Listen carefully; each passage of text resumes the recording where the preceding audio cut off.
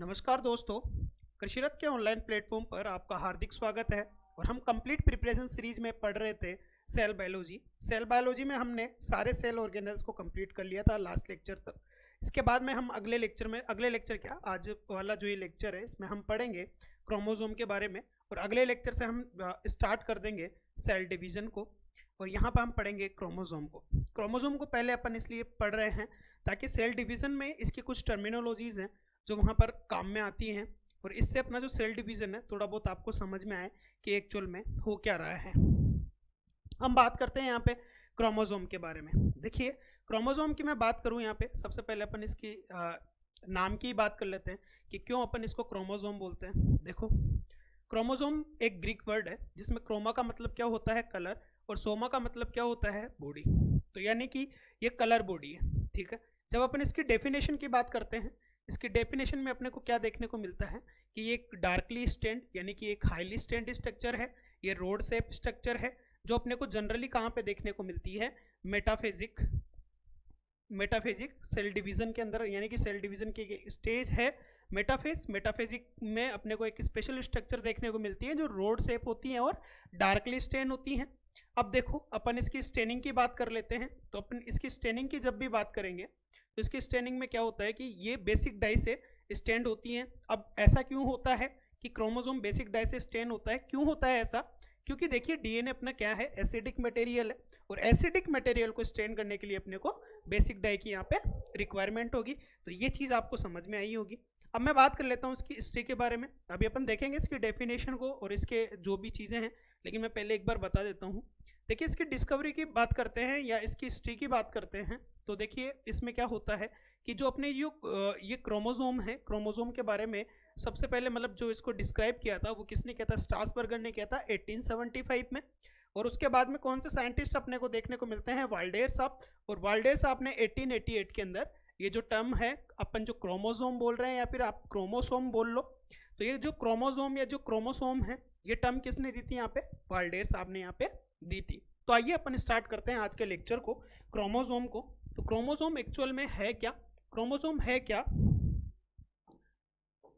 है rod shape darkly stained bodies, ठीक है। मैंने यही बोला कि ये रोड शेप स्ट्रक्चर है, डार्कली स्टेन्ड बॉडीज हैं, ठीक है। यानी कि ये हाईली स्टेन्ड स्ट्रक्चर है जब अपन इसको स्टेन करते हैं, किससे, ड्यूरिंग मेटाफेज। मैंने यही बोला कि ये आपको कहाँ देखने को मिलेगा, मेटाफेज स्टेज में of mitosis, when the cells are stained by suitable basic dyes and viewed under light microscope। यानी कि ये जब आप इसको बेसिक डाई से स्टेन करोगे मेटाफेज वाले क्रोमोसोम को, देखिए होता क्या है, जब अपन बात करते हैं इंटरफेज की और हम बात करते हैं किसकी, एम फेज की। जब अपन सेल डिवीजन पढ़ेंगे तो अपने पास में ये दोनों चीज़ें आएंगी, इंटरफेज और एम फेज।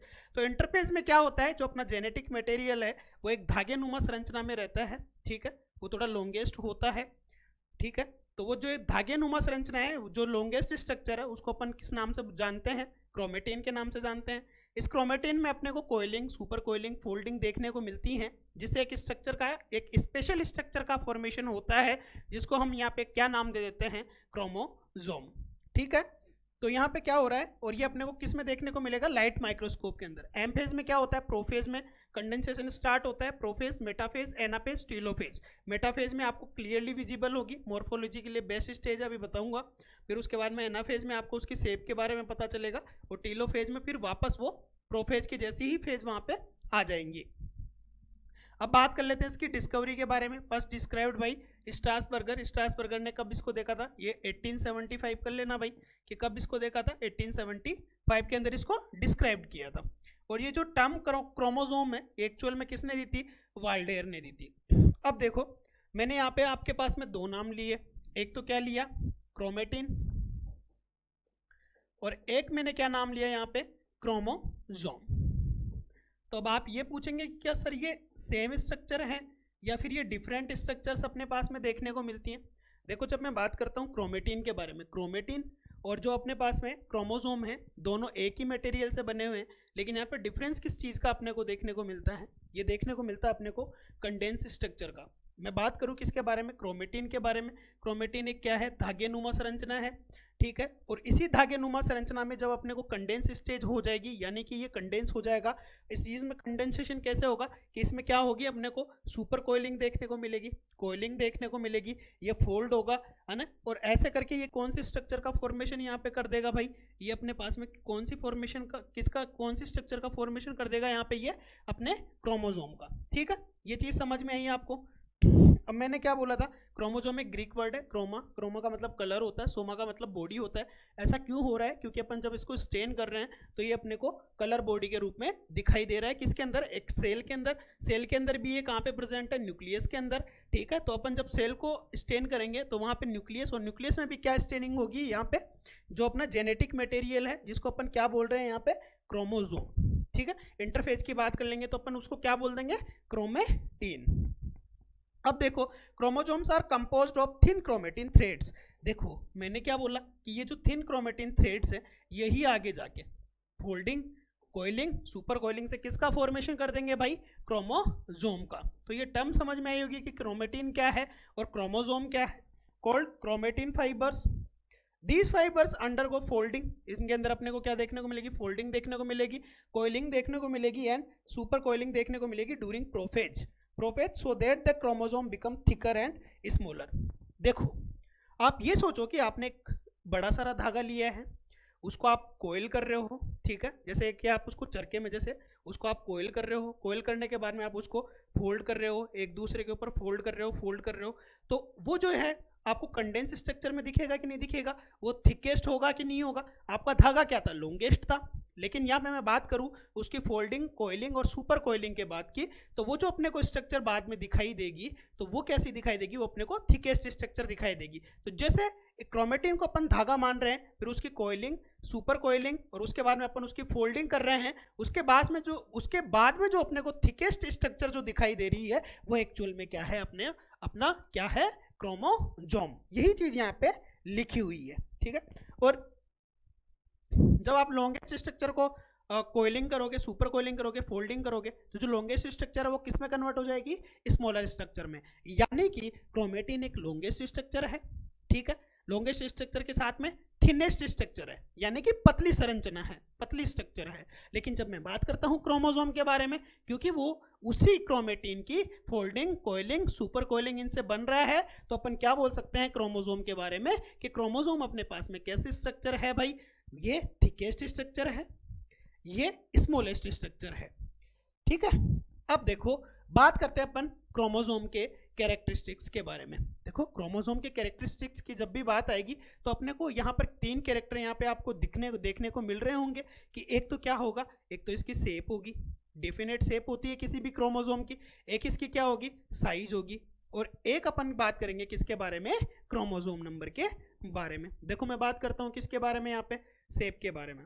देखिए शेप क्या होता है, जब आप किसी भी ऑब्जेक्ट को देख रहे हो तो जो आपको एक डेफिनेट स्ट्रक्चर जो दिखाई दे रही है उसी को अपन क्या बोल दे रहे हैं, शेप बोल दे रहे हैं। जैसे कि मेरे पास में ये क्या है, पेन है, तो ये जो पेन है वो अपने को किस शेप में दिखाई दे रहा है, रोड शेप में ही दिखाई दे रहा है, ठीक है। तो इसी प्रकार से क्रोमोसोम की भी कुछ ना कुछ शेप अपने को देखने को मिलेगी। मैं बात करता हूँ साइज के बारे में। साइज में अपन क्या बोलेंगे कि भाई ये जैसे ये है कि ये पतला है कि मोटा है, ठीक है। तो वैसे ही अपने क्रोमोसोम भी क्या होंगे कि ये थिकर है कि थिनेस्ट है, कि ये मोटा है कि पतला है, ठीक है। ये चीज अपने को यहाँ पे देखने को मिलती है। देखिए जी हम बात करते हैं क्रोमोसोम की शेप के बारे में।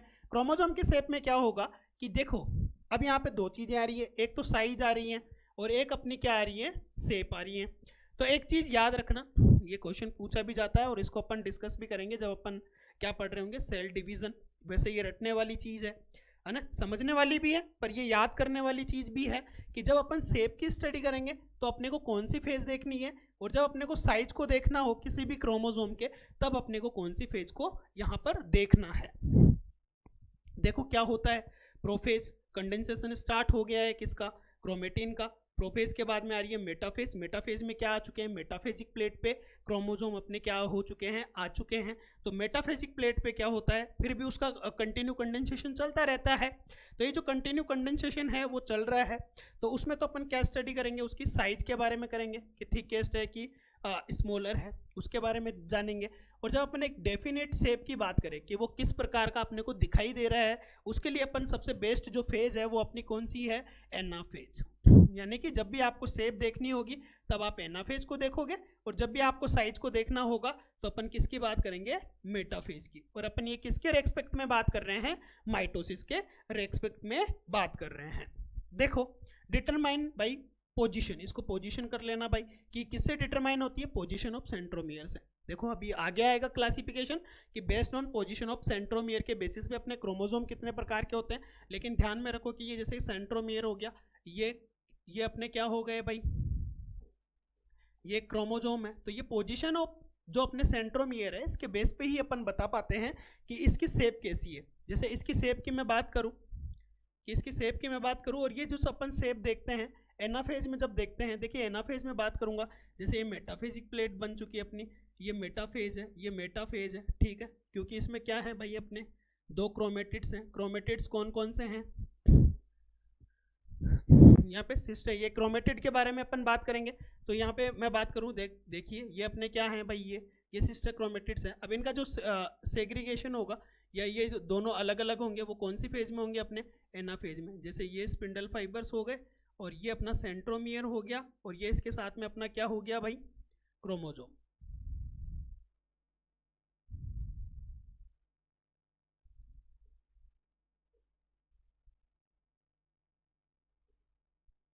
तो ये जो क्रोमोसोम्स हैं अपने को, ये जो क्रोमोसोम्स है, जब मैं बात कर रहा हूँ कौन सी फेज के बारे में, एनाफेज के बारे में, तो ये अपने को वी शेप के दिखाई दे रहे हैं कि नहीं दे रहे हैं। तो अपन किसकी बात कर रहे हैं, यहाँ पे शेप की बात कर रहे हैं। और क्यों एनाफेज में पढ़ते हैं, क्योंकि ये एनाफेज में क्या देखने को मिलता है अपने को, सेग्रीगेशन। उससे अपने को क्या समझ में आती है, शेप अच्छे से समझ में आती है। और दूसरा, जब कंडेंशन हाईली कंडेंस हो जाएगा तो ये क्या रहेगा, अपने को थोड़ा लार्जर भी देखने को मिलेगा, है ना। यानी कि अपने को थोड़ी इसकी जो थिकनेस है वो भी ज़्यादा देखने को यहाँ पे मिलेगी, और इसकी स्ट्रक्चर जो होगी कैसी होगी, ये अपने को स्मॉलर भी देखने को मिलेगा। यानी कि ये कैसा होगा, थिकर और स्मॉलर, किसमें, एनाफेज के अंदर, ठीक है। Based on position of centromere के बेसिस पे अपने डिवाइड किया है। जनरली थ्री डिफरेंट शेप कौन कौन सी हो गई, रोड शेप हो गई, जैसे ये रोड शेप हो गई। मैं बात करता हूँ किसके बारे में, जे शेप के बारे में, जैसे ये जे शेप हो गई, ठीक है। और ये कैसी हो गई, वी शेप।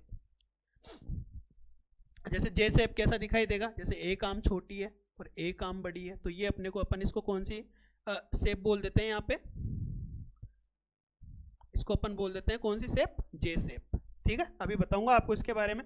क्रोमोसोम साइज की अपन यहाँ पे बात कर रहे हैं। क्रोमोसोम साइज में मैंने क्या बोला, या तो वो क्या होगा, थिकर होगा, या फिर वो होगा थिनर होगा, या तो उसकी साइज जो होगी वो क्या होगी, मोटी होगी, या फिर उसकी साइज क्या होगी, पतली होगी। जैसे मैं बात करता हूँ किसके बारे में, measured with the help of micrometer. Micrometer में अपन इसको नापते हैं माइटोटिक मेटाफेज के अंदर। मैंने क्या बोला, साइज के लिए सूटेबल स्टेज मैं कौन सी बता रहा हूँ भाई, मेटाफेज बता रहा हूँ, ठीक है। Plant usually have longer chromosome than animals. मैं जब साइज के बारे में बात कर रहा हूँ, क्रोमोसोम के साइज के बारे में बात कर रहा हूँ, तो मैं क्या बोलूंगा कि जो अपने जो प्लांट्स होते हैं, और जब अपन उसका कंपेरिजन किससे करते हैं, एनिमल सेल्स। प्लांट के क्रोमोसोम का कंपैरिजन कर रहे हैं अपन एनिमल वाले क्रोमोसोम से, तो उसमें अपने को क्या देखने को मिलता है कि जो प्लांट्स के जो क्रोमोसोम होते हैं उनकी जो लंबाई है वो ज़्यादा देखने को मिलती है। और यहाँ पर एक चीज़ और आप नोटिस करिएगा कि जब भी आप किसी बड़े ऑर्गेनिज्म को देखते हैं या जिसके अंदर जो क्रोमोसोम नंबर ज़्यादा हैं, किसी भी अगर ऑर्गेनिज्म के अंदर क्रोमोसोम नंबर ज़्यादा हैं तो उसमें अपने को उसकी जो थिकनेस होगी वो कम देखने को मिलेगी, यानी कि उसकी जो लंबाई होगी, जो उसकी लेंथ होगी वो अपने को कम देखने को मिलेगी। यानी कि क्रोमोसोम नंबर अगर कम है तो वो क्या है, लंबे हैं, और क्रोमोसोम नंबर अगर ज़्यादा है तो वो क्या है, छोटे हैं, ठीक है। Fewer chromosome is equal to larger chromosome, यानी कि जब क्रोमोसोम नंबर कम है तब उनकी लंबाई क्या देखने को मिलेगी, अपने को ज़्यादा देखने को मिलेगी। तो मैं क्या बोल सकता हूँ कि जो साइज ऑफ क्रोमोसोम है, किसकी बात कर रहा हूँ भाई मैं यहाँ पे, साइज ऑफ क्रोमोसोम की बात कर रहा हूँ, तो size of chromosome inversely proportional किसके रहेगा भाई, ये किसके व्युत्क्रमानुपाती अपने को देखने को मिलेगा, लेंथ ऑफ क्रोमोसोम। यानी कि मैं क्या बोल सकता हूँ कि अपने पास में जो अगर क्रोमोसोम की लेंथ ज़्यादा है तो यहाँ पर, सॉरी इसको आप साइज ऑफ क्रोमोसोम नहीं, आप इसको नंबर ऑफ क्रोमोसोम कर लेना, यानी कि जब नंबर ऑफ क्रोमोसोम ज़्यादा होंगे तो उसकी लेंथ ऑटोमेटिकली कम हो जाएगी। और जब मैं बात करता हूँ नंबर ऑफ क्रोमोसोम अगर कम होंगे तो वैसे क्रोमोसोम की अपने को लंबाई क्या है, ज़्यादा देखने को मिलेगी। तो इसने यहाँ पे क्या बोला, plant usually have longer chromosome than animals. अब ये चीज़ कैसे सही हो सकती है कि इसका मतलब क्या बोलना चाह रहा है, ये इनडायरेक्टली ये अपने को जो अससन रीजन है वैसे टाइप के क्वेश्चन में पूछ सकता है कि plants usually have longer chromosome than animals. ठीक है, ये अपना स्टेटमेंट हो गया। ठीक है, स्टेटमेंट 1 हो गया। स्टेटमेंट 2 इसमें क्या ला सकता है कि जो इसके पास में है, क्योंकि जब इसके पास में लोअर क्रोमोसोम है, लॉन्गर क्रोमोसोम है यानी कि लंबे क्रोमोसोम है, तो इसका मतलब क्या होगा, इसके पास में जो नंबर ऑफ क्रोमोसोम्स हैं वो एज कंपेयर टू एनिमल्स भी अपने को कम देखने को मिलेंगे। अगर ये दोनों स्टेटमेंट ऐसे आते हैं तो दोनों स्टेटमेंट क्या है, राइट है और एक्सप्लेनेशन भी राइट है। ठीक है, तो जो जैसा ऑप्शन में दिया होगा उस हिसाब से आप टिक कर सकते हैं। मेरे हिसाब से मैंने जो बात आपको समझानी चाहिए वो आपके समझ में आई होगी। अब आगे बढ़ते हैं, टाइम वेस्ट नहीं करेंगे। Longer chromosome during interphase and minimum during anaphase. देखिए जब मैं क्रोमोसोम की बात करता हूँ, ठीक है, तो अपने को क्रोमोसोम क्रोमेटिन के रूप में दिखाई दे रहे हैं, किसमें, इंटरफेज में, तो वो लॉन्गेस्ट होंगे कि नहीं होंगे। और जब मैं किसकी बात कर रहा हूँ, यहाँ पे थिनेस्ट की बात कर रहा हूँ, तो मैं किसकी बात कर दूंगा भाई, एनाफेज की, क्योंकि एनाफेज के बाद में तो फिर वापस से वो डिकंडेंस होने स्टार्ट हो जाएंगे, यानी कि फिर से वो क्रोमेटिन के रूप में दिखने लगेंगे। जब अपन कौन सी फेज के अंदर चले जाएंगे, टीलोफेज के अंदर चले जाएंगे। अब मैं बात करता हूँ किसके बारे में, क्रोमोसोम नंबर के बारे में। आप लोग पढ़ते हैं, आप लोग देखते हैं और आप लोग समझते भी हैं कि जब भी अपन किसी एक पर्टिकुलर स्पीसीज की बात करते हैं तो अपन उसके क्रोमोसोम नंबर की बात करते हैं। तो ये क्रोमोसोम नंबर क्या है, उसका एक स्पेसिफिक क्या है, कैरेक्टरिस्टिक्स को क्या करता है, रिप्रेजेंट करता है।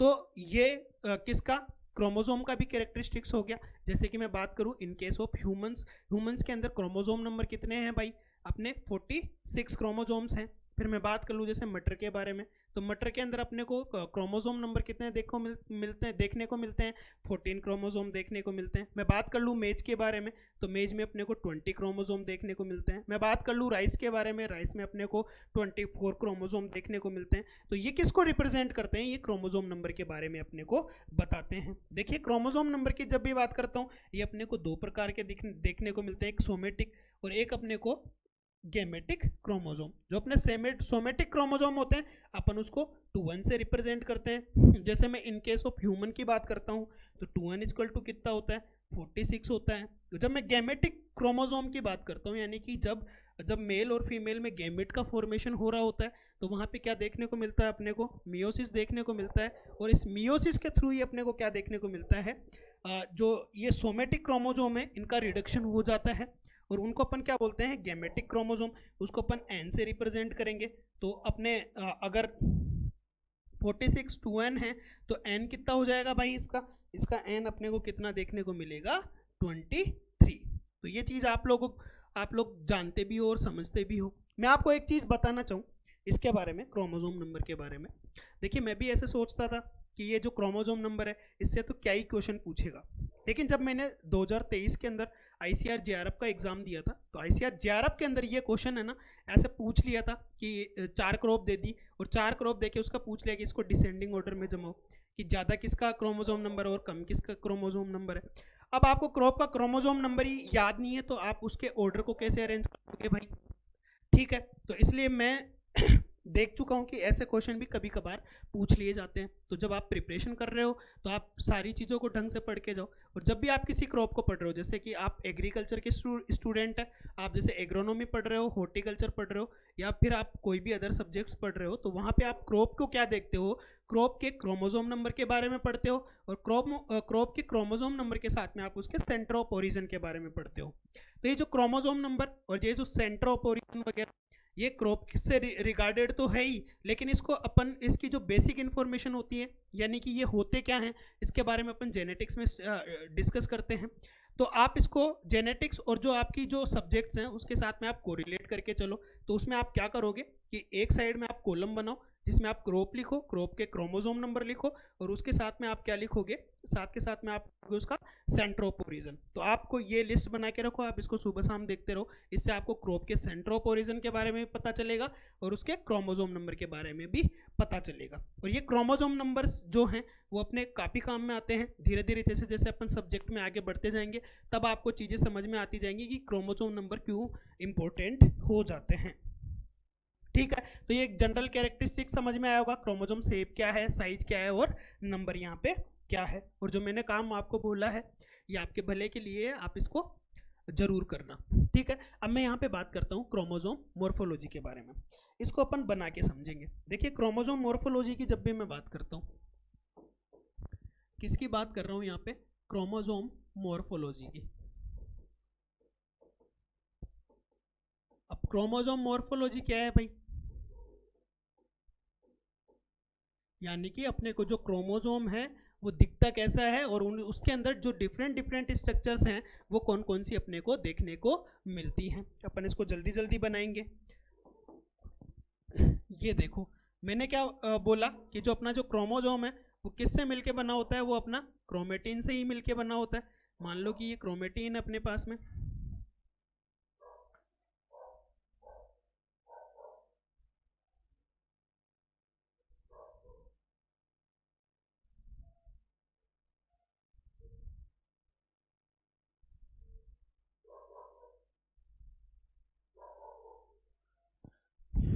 ये मैंने क्या बनाया यहाँ पे, क्रोमेटिन बोल दो या फिर इसको क्या बोल दो, क्रोमेटिड बोल दो। ठीक है, अब इसके बाहर में मैं एक आवरण बनाऊंगा, ठीक है, एक कवरिंग बनाऊंगा जिसको अपन जनरली क्या बोल देते हैं भाई,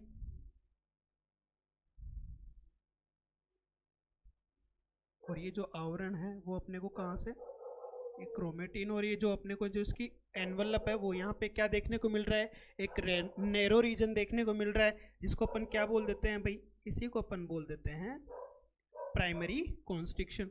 फिर ये अगर दूसरी जगह पे देखने को मिलेगा उसको अपन क्या बोल देंगे भाई, सेकेंडरी कॉन्स्ट्रिक्शन। क्या बोल देंगे, सेकेंडरी कॉन्स्ट्रिक्शन।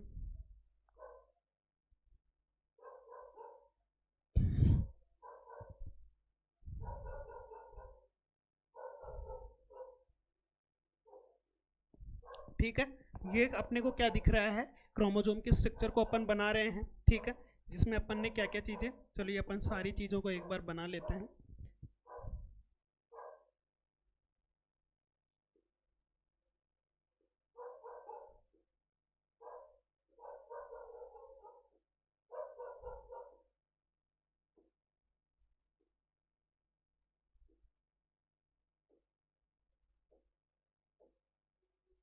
ये अपने को ये स्ट्रक्चर देखने को मिल रही हैं। अब देखो इसका अपन जल्दी जल्दी नामकरण करते हैं। जो सबसे बाहर की आउटर कवरिंग है उसको अपन क्या बोल देंगे, पेलिकल।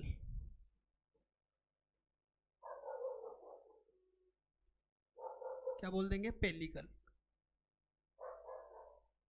जो इसके अंदर के साइड वाला जो सब्सटेंस होगा या जो भी मैटर होगा उसको अपन क्या बोल देंगे, मैट्रिक्स। ठीक है, ये क्या हो जाएगा, मैट्रिक्स। ये आपको जो दो धागे नुमा संरचनाएं यहाँ पे दिख रही है रेड कलर में, ये क्या है अपने,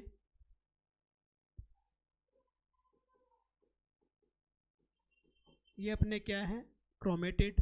ठीक है, इसके साथ में अपने को ये देखो बीड लाइक स्ट्रक्चर्स दिख रही होंगी,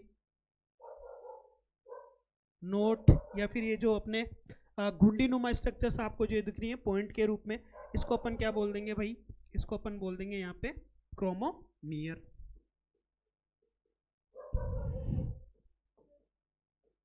इसको क्या बोल देंगे, क्रोमोमियर। मैंने क्या बोला, एक जगह पे यहाँ पे नैरो रीजन होता है जिसको अपन क्या बोलते हैं, जिसको अपन किस नाम से जानते हैं, प्राइमरी कॉन्स्ट्रिक्शन के नाम से जानते हैं।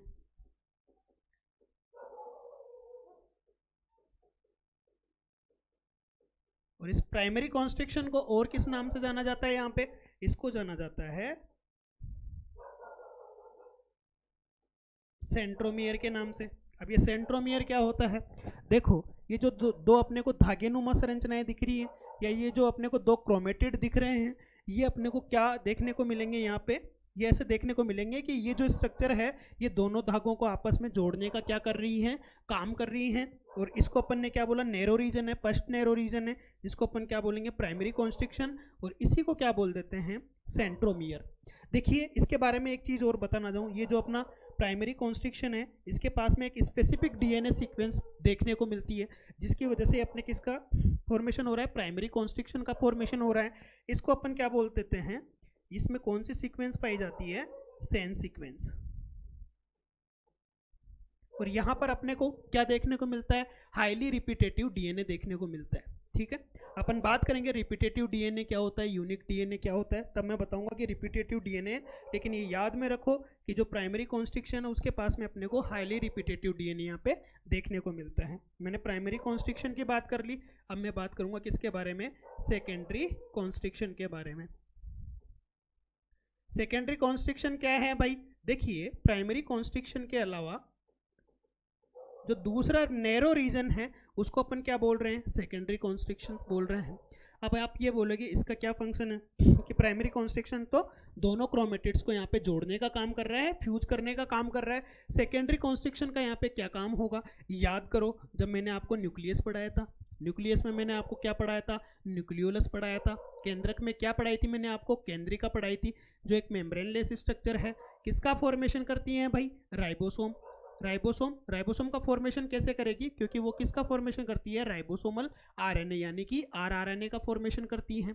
ठीक है, यानी कि ये जो सेकेंडरी कॉन्स्ट्रिक्शन है ये किससे एसोसिएटेड है, न्यूक्लियोलस तो किससे एसोसिएटेड है, राइबोसोम के फॉर्मेशन से। राइबोसोम किससे एसोसिएटेड है, प्रोटीन सिंथेसिस से एसोसिएटेड है। वैसे ही जो अपना सेकेंडरी कॉन्स्ट्रिक्शन है वो किससे एसोसिएटेड है, न्यूक्लियोलस से। न्यूक्लियोलस से कैसे कि, और ये जो अपना सेकेंडरी कॉन्स्ट्रिक्शन एसोसिएटेड है, इसलिए इसको अपन किससे एसोसिएटेड है भाई, न्यूक्लियोलस से। इसलिए अपन इसको क्या बोल रहे हैं, न्यूक्लियोलस ऑर्गेनाइजिंग रीजन या ऑर्गेनाइजर रीजन, या फिर इसको अपन क्या बोल देते हैं, NOC। यानी कि ऐसा कोई भी क्रोमोसोम जिसमें प्राइमरी कॉन्स्ट्रिक्शन के अलावा सेकेंडरी कॉन्स्ट्रिक्शन देखने को मिलेगा उसको अपन क्या बोलेंगे, क्योंकि वो एसोसिएटेड होगा किससे, अपने न्यूक्लियोलस से, इसलिए उस क्रोमोसोम को अपन क्या बोलेंगे, यहाँ पे मैं पूरा नाम लिख देता हूं, न्यूक्लियोलस ऑर्गेनाइजर रीजन। ठीक है, और दूसरा इसका नाम और क्या हो सकता है, न्यूक्लियोलस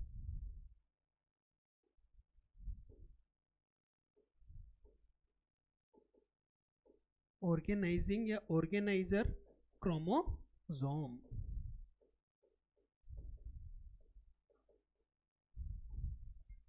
ठीक है, तो ये NOR और NOC समझ में आया, क्यों बोलते हैं अपन सेकेंडरी कॉन्स्ट्रिक्शन को, ये भी आप लोगों को समझ में आया। ठीक है, इसके बारे में मैं बात करूंगा यहाँ पे किसके बारे में, ये देखो जो अपना ये जो क्रोमेटिड है या ये जो अपना क्रोमेटिन है, इसमें ये जो एंड वाली जो स्ट्रक्चर्स हैं क्रोमोसोम के अंदर, ये जो एंड वाली स्ट्रक्चर्स हैं, इस रीजन को अपन एक स्पेसिफिक रीजन बोल देते हैं। और ये स्पेसिफिक रीजन एक्चुअल में होता क्या है, ये अपना कौन सी सीक्वेंस इसके पास में पाई जाती है, ये इसके पास में सीक्वेंस, स्पेसिफिक सीक्वेंस पाई जाती है, जिसको अपन कौन सा रीजन बोलते हैं, टीलोमेरिक रीजन बोलते हैं। और ये टीलोमेरिक रीजन क्या काम करता है,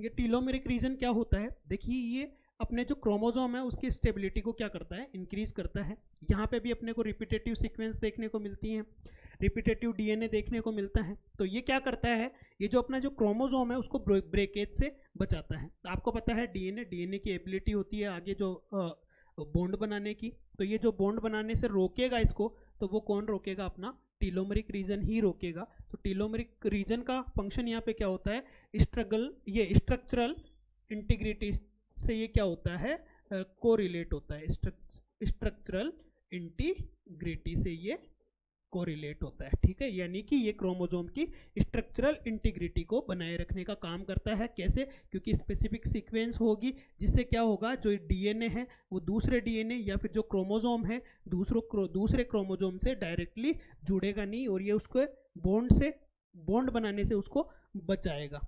ठीक है, इस प्रकार ये उसकी स्ट्रक्चरल जो इंटीग्रिटी है उसको बनाए रखेगा। ठीक है, अब आप यहाँ पे एक स्ट्रक्चर और आपको दिखाई दे रही होगी, जो इसके जो क्रोमेटिड हैं या फिर इसका जो क्रोमेटिन है, इसमें क्या होती है, फाइन कोइल्ड स्ट्रक्चर्स होती हैं, यानी कि ये जो इस प्रकार से हैं इसमें कोइलिंग देखने को मिलती है इन क्रोमेटिन के अंदर, ठीक है। ये सेल डिवीजन में भी अपन अच्छे से देखेंगे। तो इसको क्या बोलते हैं, इस स्ट्रक्चर को जाना जाता है किस नाम से, क्रोमोनीमा के नाम से। किस नाम से जाना जाता है भाई, क्रोमोनीमा के नाम से जाना जाता है। ये सिंगुलर फॉर्म होती है इसकी। जब अपन इसकी प्लूरल फॉर्म की बात करेंगे तो इसको क्या बोलते हैं अपन, क्रोमोनीमेटा इसको बोल देते हैं। अब ये क्या है भाई, क्रोमोनीमा। देखिए क्रोमोनीमा एक्चुअल में क्या है, मैं क्या बोल रहा हूँ कि ये जो अपने पास में क्रोमोनीमा है, ये जो अपने पास में दो क्रोमेटिन फाइबर्स हैं, तो ये क्रोमेटिन फाइबर्स में क्या देखने को मिल रही है अपने को, कोइलिंग देखने को मिल रही है। ये कोइलिंग दो प्रकार की होती है, एक प्लेक्टोनिमिक कोइलिंग होती है, एक पैरानिमिक कोइलिंग होती है। जो प्लेक्टोनिमिक होती हैं वो क्या होती हैं, ट्विस्टेड स्ट्रक्चर होती है, जो अपने को रस्सी जैसे गुथी हुई दिखती हैं, वैसे ही अपने को कौन सी देखने को मिलती है, प्लेक्टोनिमिक। और ये जो आपने को देखने को मिल रही हैं ये कौन सी हैं, पैरानिमिक, क्योंकि ये एक दूसरे से क्या है, पैरेलल है। ये दो एक दूसरे में क्या नहीं है, ट्विस्टेड नहीं है। बात करेंगे जब मैं प्लेक्टोनिमिक और पैरानिमिक बताऊंगा तब समझ में आएगा। ये अपने को सेल डिवीजन में देखने को मिलता है, प्लेक्टोनिमिक माइटोसिस में देखने को मिलती है, और पैरानिमिक अपने को मियोसिस के अंदर देखने को मिलती है। तो आप तो ध्यान में रखो, आपको क्या ध्यान में रखना है कि क्रोमोनीमा क्या है, क्रोमोनीमा क्या है, क्रोमेटिड क्या है, ठीक है। क्रोमेटिड समझ में आ रहा है, क्रोमोनीमा समझ में आ रहा है, क्रोमोमियर आपको समझ में आ रहा है। क्रोमोमियर एक्चुअल में क्या है, चलिए इसकी डेफिनेशन यही लिख लेते हैं। क्रोमोमियर एक्चुअल में क्या है, bead like structures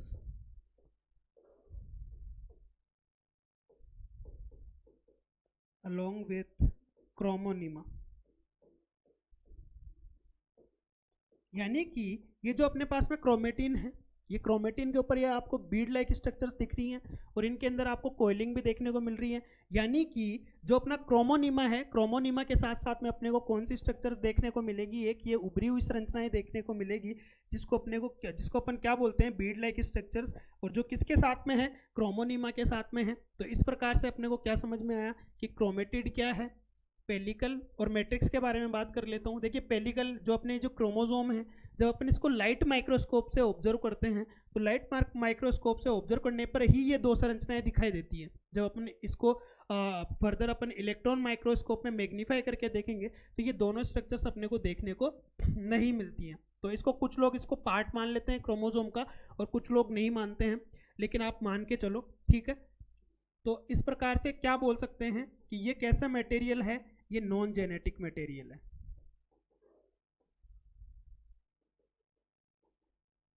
यानी कि जो अपना पेलिकल और जो मैट्रिक्स है उसका कोई लेना देना नहीं है। तो फिर ये क्या काम में आते हैं भाई, देखिए इनका फंक्शन ऐसे ही है जैसे एनवलप का होता है प्रोटेक्शन वगैरह का, तो वैसे ही है कि ये किसको बनाए रखते हैं, किसकी स्ट्रक्चर को बनाए रखते हैं, यहाँ पे क्रोमोसोम को, ठीक है। क्रोमोसोम की स्ट्रक्चर में ये क्या करते हैं, हेल्प करते हैं, ठीक है। अब अपन बारी बारी से इनको एक एक को पढ़ते जाएंगे, अपन ने स्लाइड में लिख भी रखा है इनके बारे में। जैसे कि मैं सबसे पहले बात करूँ किसके बारे में, सेंट्रोमियर के बारे में। मैंने क्या बोला, दो यहाँ पे क्रोमेटिन है या क्रोमेटिड है, तो इन क्रोमेटिन या क्रोमेटिड को यहाँ पे एक जगह पे जो नैरो रीजन है, जो ऐसा लगता है कि ये इन दोनों को जोड़ के रखा हुआ है, ठीक है। तो जो रीजन है उसको अपन प्राइमरी कॉन्स्ट्रिक्शंस बोल देते हैं, और ये प्राइमरी कॉन्स्ट्रिक्शंस में जो स्ट्रक्चर पाई जाती है उसको अपन क्या बोलते हैं, सेंट्रोमियर बोलते हैं। तो सेंट्रोमियर के लिए क्या बोला जाता है कि जो अपने पास में दो क्रोमेटिड हैं, वो जो जहाँ जिस जगह से फ्यूज है, यानी कि ये इन दोनों क्रोमेटिड्स को जोड़ने का काम कर रहा है, तो वो स्ट्रक्चर अपनी क्या हो जाएगी, सेंट्रोमियर हो जाएगी। The region where two sister chromatids of a chromosome appears to be held together during mitotic metaphase is known as centromere. अब आप बोलोगे कि ये सिस्टर क्रोमेटिड क्या है भाई, देखो इधर देखो, आप जब भी क्रोमोसोम बनाते हो जनरली ऐसे ही बनाते होंगे, या जब भी क्रोमोसोम का नाम लिया जाता होगा तो आपके पास में ऐसी स्ट्रक्चर आती होंगी, क्योंकि आप ऐसे ही बनाते आ रहे हो और आप ऐसे ही स्ट्रक्चर को क्या करते आ रहे हो, देखते हुए आ रहे हो। अब इसमें क्या हो रहा है, यहाँ पर दो क्रोमेटिड्स अपने को देखने को मिलेंगे, एक क्रोमेटिड तो ये हो गया और एक क्रोमेटिड ये हो गया और एक क्रोमेटिड ये हो गया। मैं बात करता हूं, जैसे कि मैंने सोमेटिक क्रोमोसोम नंबर और यहाँ पर गेमेटिक क्रोमोसोम नंबर बोले थे, उसमें मैं क्या बोलूँगा, यहाँ पर जब अपन गेमेटिक क्रोमोसोम नंबर की बात करते हैं और सोमेटिक कॉम्प्लीमेंट्स की बात करते हैं, तो यहाँ पर क्या होती है, एक कॉपी अपनी माँ से आती है और एक कॉपी अपने फादर से आती है। तो ये जो दो जोड़े हैं यानी कि अपने पास में 23 पेयर्स क्रोमोजोम है, क्योंकि 23 वही सेम क्रोमोजोम अपने कहाँ से आए हैं, फादर से आए हैं, और वैसे ही 23 क्रोमोजोम कहाँ से आए हैं, अपनी मदर से आए हैं। तो फादर वाले और जो मदर वाले हैं ये आपस में क्या होते हैं, होमोलोगस क्रोमोजोम होते हैं। ठीक है, बात करेंगे जब होमोलोगस और ये सारी टर्म्स आएंगी तब। ठीक है, तो ये देखो ये अपने क्या है, होमोलोगस क्रोमोजोम है। होमोलोगस क्रोमोजोम क्या होते हैं, ये chromosome size, shape, morphology, gene content, gene order, सारी चीजें इसमें क्या देखने को मिलती है, अपने को सिमिलर देखने को मिलती है ना। यानी कि इनका जो पैटर्न होता है वो सिमिलर देखने को मिलता है। ठीक है, जो जीन की डिफरेंट फॉर्म्स होती हैं एलील, वो अपने को डिफरेंट देखने को मिल सकते हैं, लेकिन जो पैटर्न रहेगा वो अपने को क्या रहेगा, सेम देखने को मिलेगा। ठीक है, ज़्यादा कंफ्यूज नहीं होना है और ज़्यादा डीप जाना भी नहीं है अभी। अभी आप फोकस करो किसके ऊपर, सिस्टर क्रोमेटिड्स के ऊपर। तो मैंने क्या बोला कि ये जो क्रोमोजोम है वो अपने को कॉम्प्लीमेंट्स के रूप में दिखाई देते हैं, होमोलोगस क्रोमोजोम इसको अपन ने बोला। तो एक क्रोमोजोम के अंदर यहाँ पे कितने क्रोमेटिड दिख रहे हैं, 2 क्रोमेटिड। इस क्रोमोजोम के अंदर भी कितने क्रोमेटिड देखने को मिल रहे हैं, 2 क्रोमेटिड। तो ये जो 2 क्रोमेटिड हैं एक ही क्रोमोजोम के, वो आपस में क्या कहलाते हैं, सिस्टर क्रोमेटिड। और इन्हीं सिस्टर क्रोमेटिड को यहाँ पे जोड़ने का काम कौन कर रहा है भाई, इन दोनों सिस्टर क्रोमेटिड को जोड़ने का काम कौन कर रहा है, सेंट्रोमियर। बस इतनी सी बात याद रखनी है। और जब ये एक क्रोमोजोम के दोनों क्रोमेटिड आपस में सिस्टर क्रोमेटिड है, तो ये दूसरे क्रोमोजोम के साथ में क्या हो जाएगा, नॉन सिस्टर क्रोमेटिड। ये चीज भी याद रखना, और ये चीज बड़ी काम में आएगी अपने कब, जब अपन सिस्टर और नॉन सिस्टर क्रोमेटिड के सेग्रीगेशन की बात करेंगे या सेपरेशन की बात करेंगे। ठीक है, अभी आपको ध्यान में आया कि सिस्टर क्रोमेटिड्स क्या है, और सिस्टर क्रोमेटिड्स को यहाँ पे जोड़ के रखने वाली जो स्ट्रक्चर है वो क्या है, अपनी सेंट्रोमियर है। ठीक है, अब इसके बारे में मैं बात कर लेता हूँ। Centromere generally appears as a constrictions. मैंने यही बोला कि ये नैरो रीजन के रूप में दिखाई देता है in the chromosome. It is also termed as primary constriction. जब मैंने प्राइमरी कॉन्स्ट्रिक्शन की स्ट्रक्चर बनाई थी तब मैंने यहाँ पे पहले ही बता दिया था कि प्राइमरी कॉन्स्ट्रिक्शन को और क्या किस नाम से जानते हैं, सेंट्रोमियर के नाम से भी जानते हैं, कि क्योंकि प्राइमरी कॉन्स्ट्रिक्शन में ये सेंट्रोमियर पाया जाता है। अब इसकी फंक्शंस की मैं बात करूं तो क्या होता है, देखिए जब अपन सेल डिवीजन पढ़ेंगे, सेल डिवीजन में मैंने क्या बोला, ये मेटाफेजिक प्लेट यहाँ पे फॉर्मेशन होगा, यहाँ पे क्रोमोजोम्स का क्या होगा, अरेंजमेंट होगा, क्रोमोजोम्स का अरेंजमेंट होगा।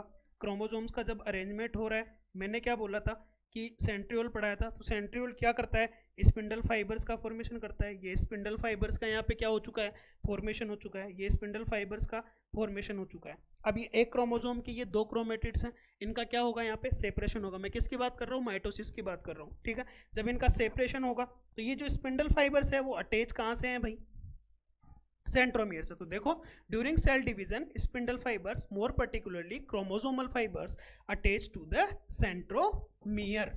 यानी कि जो अपने स्पिंडल फाइबर्स हैं वो किससे अटैच है, सेंट्रोमियर से। यानी कि ये जो क्रोमोसोम के ये जो सिस्टर क्रोमेटिड्स हैं, इनको यहाँ पे सेपरेशन में भी हेल्प करते हैं ये स्पिंडल फाइबर्स, और ये अटैच किससे होते हैं यहाँ पे, अपने सेंट्रोमियर से।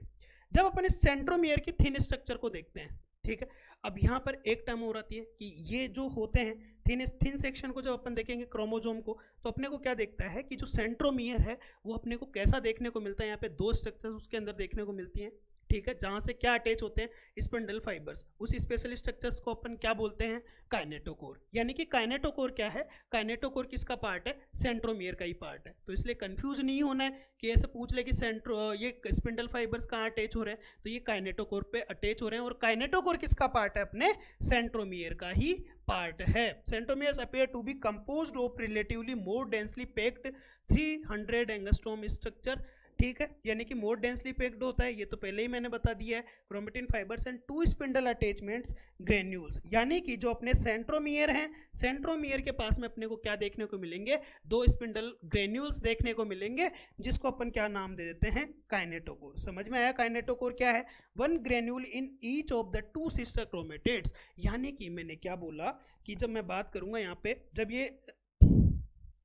जब ये सेपरेट होंगे सिस्टर क्रोमेटिड, यानी कि एक काइनेटोकोर इधर जाएगा, एक काइनेटोकोर इधर जाएगा, लेकिन ये काइनेटोकोर कहाँ प्रेजेंट है, सेंट्रोमेरिक रीजन में ही प्रेजेंट है। यानी कि इसी स्ट्रक्चर को क्या बोलेंगे अपन, सेंट्रोमियर सेंट्रोमियर, और सेंट्रोमियर में अपने को क्या प्रेजेंट देखने को मिल रहा है, काइनेटोकोर। और काइनेटोकोर क्या है, ग्रेन्यूल्स के रूप में प्रेजेंट है। एक सेंट्रोमियर के पास में दो काइनेटोकोर, ये जो एक क्रोमोसोम है, दो सिस्टर क्रोमेटिड्स हैं यहाँ पे, तो इसके पास में दो काइनेटोकोर ग्रेन्यूल्स देखने को मिलेंगी। और जब ये सेपरेट होगा तो ये काइनेटोकोर भी यहाँ पे क्या हो जाएगा, अलग अलग क्रोमेटिड्स के साथ में अपने को जाता हुआ दिखाई देगा। और जिस रीजन में ये काइनेटोकोर ग्रेन्यूल्स पाई जा रही हैं वो किस रीजन में पाई जाती हैं, अपने सेंट्रोमेरिक रीजन में। यानी कि जो ये काइनेटोकोर है वो किसका पार्ट है भाई, ये अपने किसका, सेंट्रोमियर का ही पार्ट है।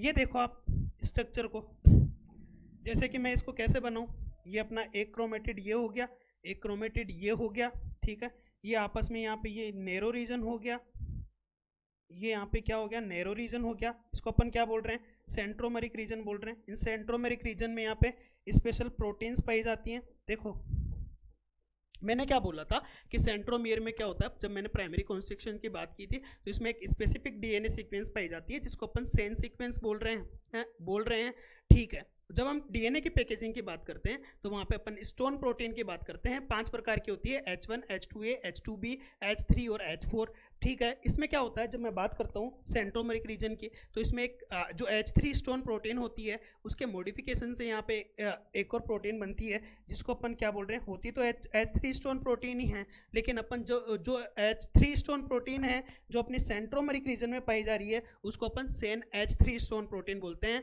सेंट्रोमेरिक H3 स्टोन प्रोटीन के नाम से जानते हैं। वो यहाँ पर मिलकर किसका फॉर्मेशन करती है, यहाँ पे अपने सेंट्रोमियर का फॉर्मेशन में क्या करती हैं, हेल्प करती हैं, ठीक है। उसके साथ में अपने को देखो यहाँ पे ये काइनेटोकोर प्रोटीन्स देखने को मिलेंगी बाहर वाली साइड में।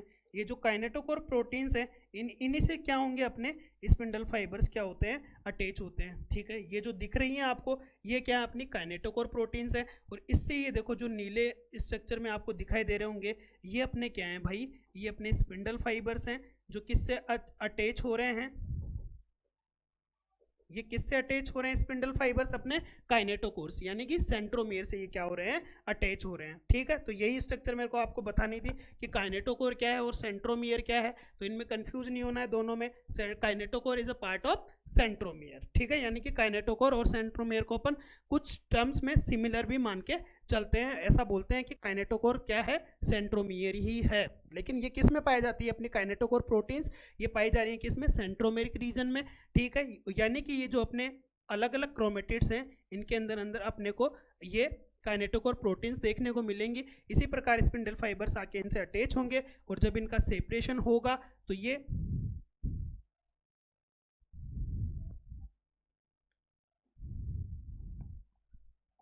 अपना वो डिलीट हो चुका है, ठीक है, पेज। तो मैं बात करूं यहाँ पे किसकी, मैं उसकी स्ट्रक्चर की बात कर रहा था। उसकी स्ट्रक्चर अपने को कैसे देखने को मिल रही थी, फटाफट से अपन बना लेते हैं।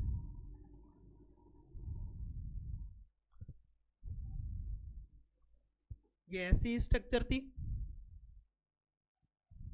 ठीक है। इस स्ट्रक्चर में अपने को क्या क्या चीज़ें देखने को मिल रही थी, देखो बाहर की साइड में ये, और ये अंदर की साइड में अपने को देखने को मिल रही थी कुछ प्रोटीन्स। और मैंने क्या बोला, ये बाहर की साइड में अपने को काइनेटोकोर प्रोटीन्स या काइनेटोकोर ग्रेन्यूल्स उनको अपन बोल देते हैं। तो ये स्ट्रक्चर समझ में आ रही है आप लोगों को कि ये स्ट्रक्चर है क्या। मैंने क्या बोला यहाँ पे, मैंने क्या बोला, देखिए ये तो क्या है, ये स्टोन H3 न्यूक्लियोसोम है। ये न्यूक्लियोसोम वगैरह आपको डीएनए की पैकेजिंग में समझ में आएंगे, अगला लेक्चर उसी पे होगा। और ये अपने क्या हैं भाई, सेन H3। मैंने क्या बोला, यहाँ पे स्टोन का मॉडिफिकेशन होता है, H3 स्टोन पार्टिसिपेट करती हैं। कौन सी प्रोटीन पाई जाती हैं, सेन H3 प्रोटीन पाई जाती हैं। और ये क्या है, सेन H3 न्यूक्लियोसोम। और ये अपने क्या हैं,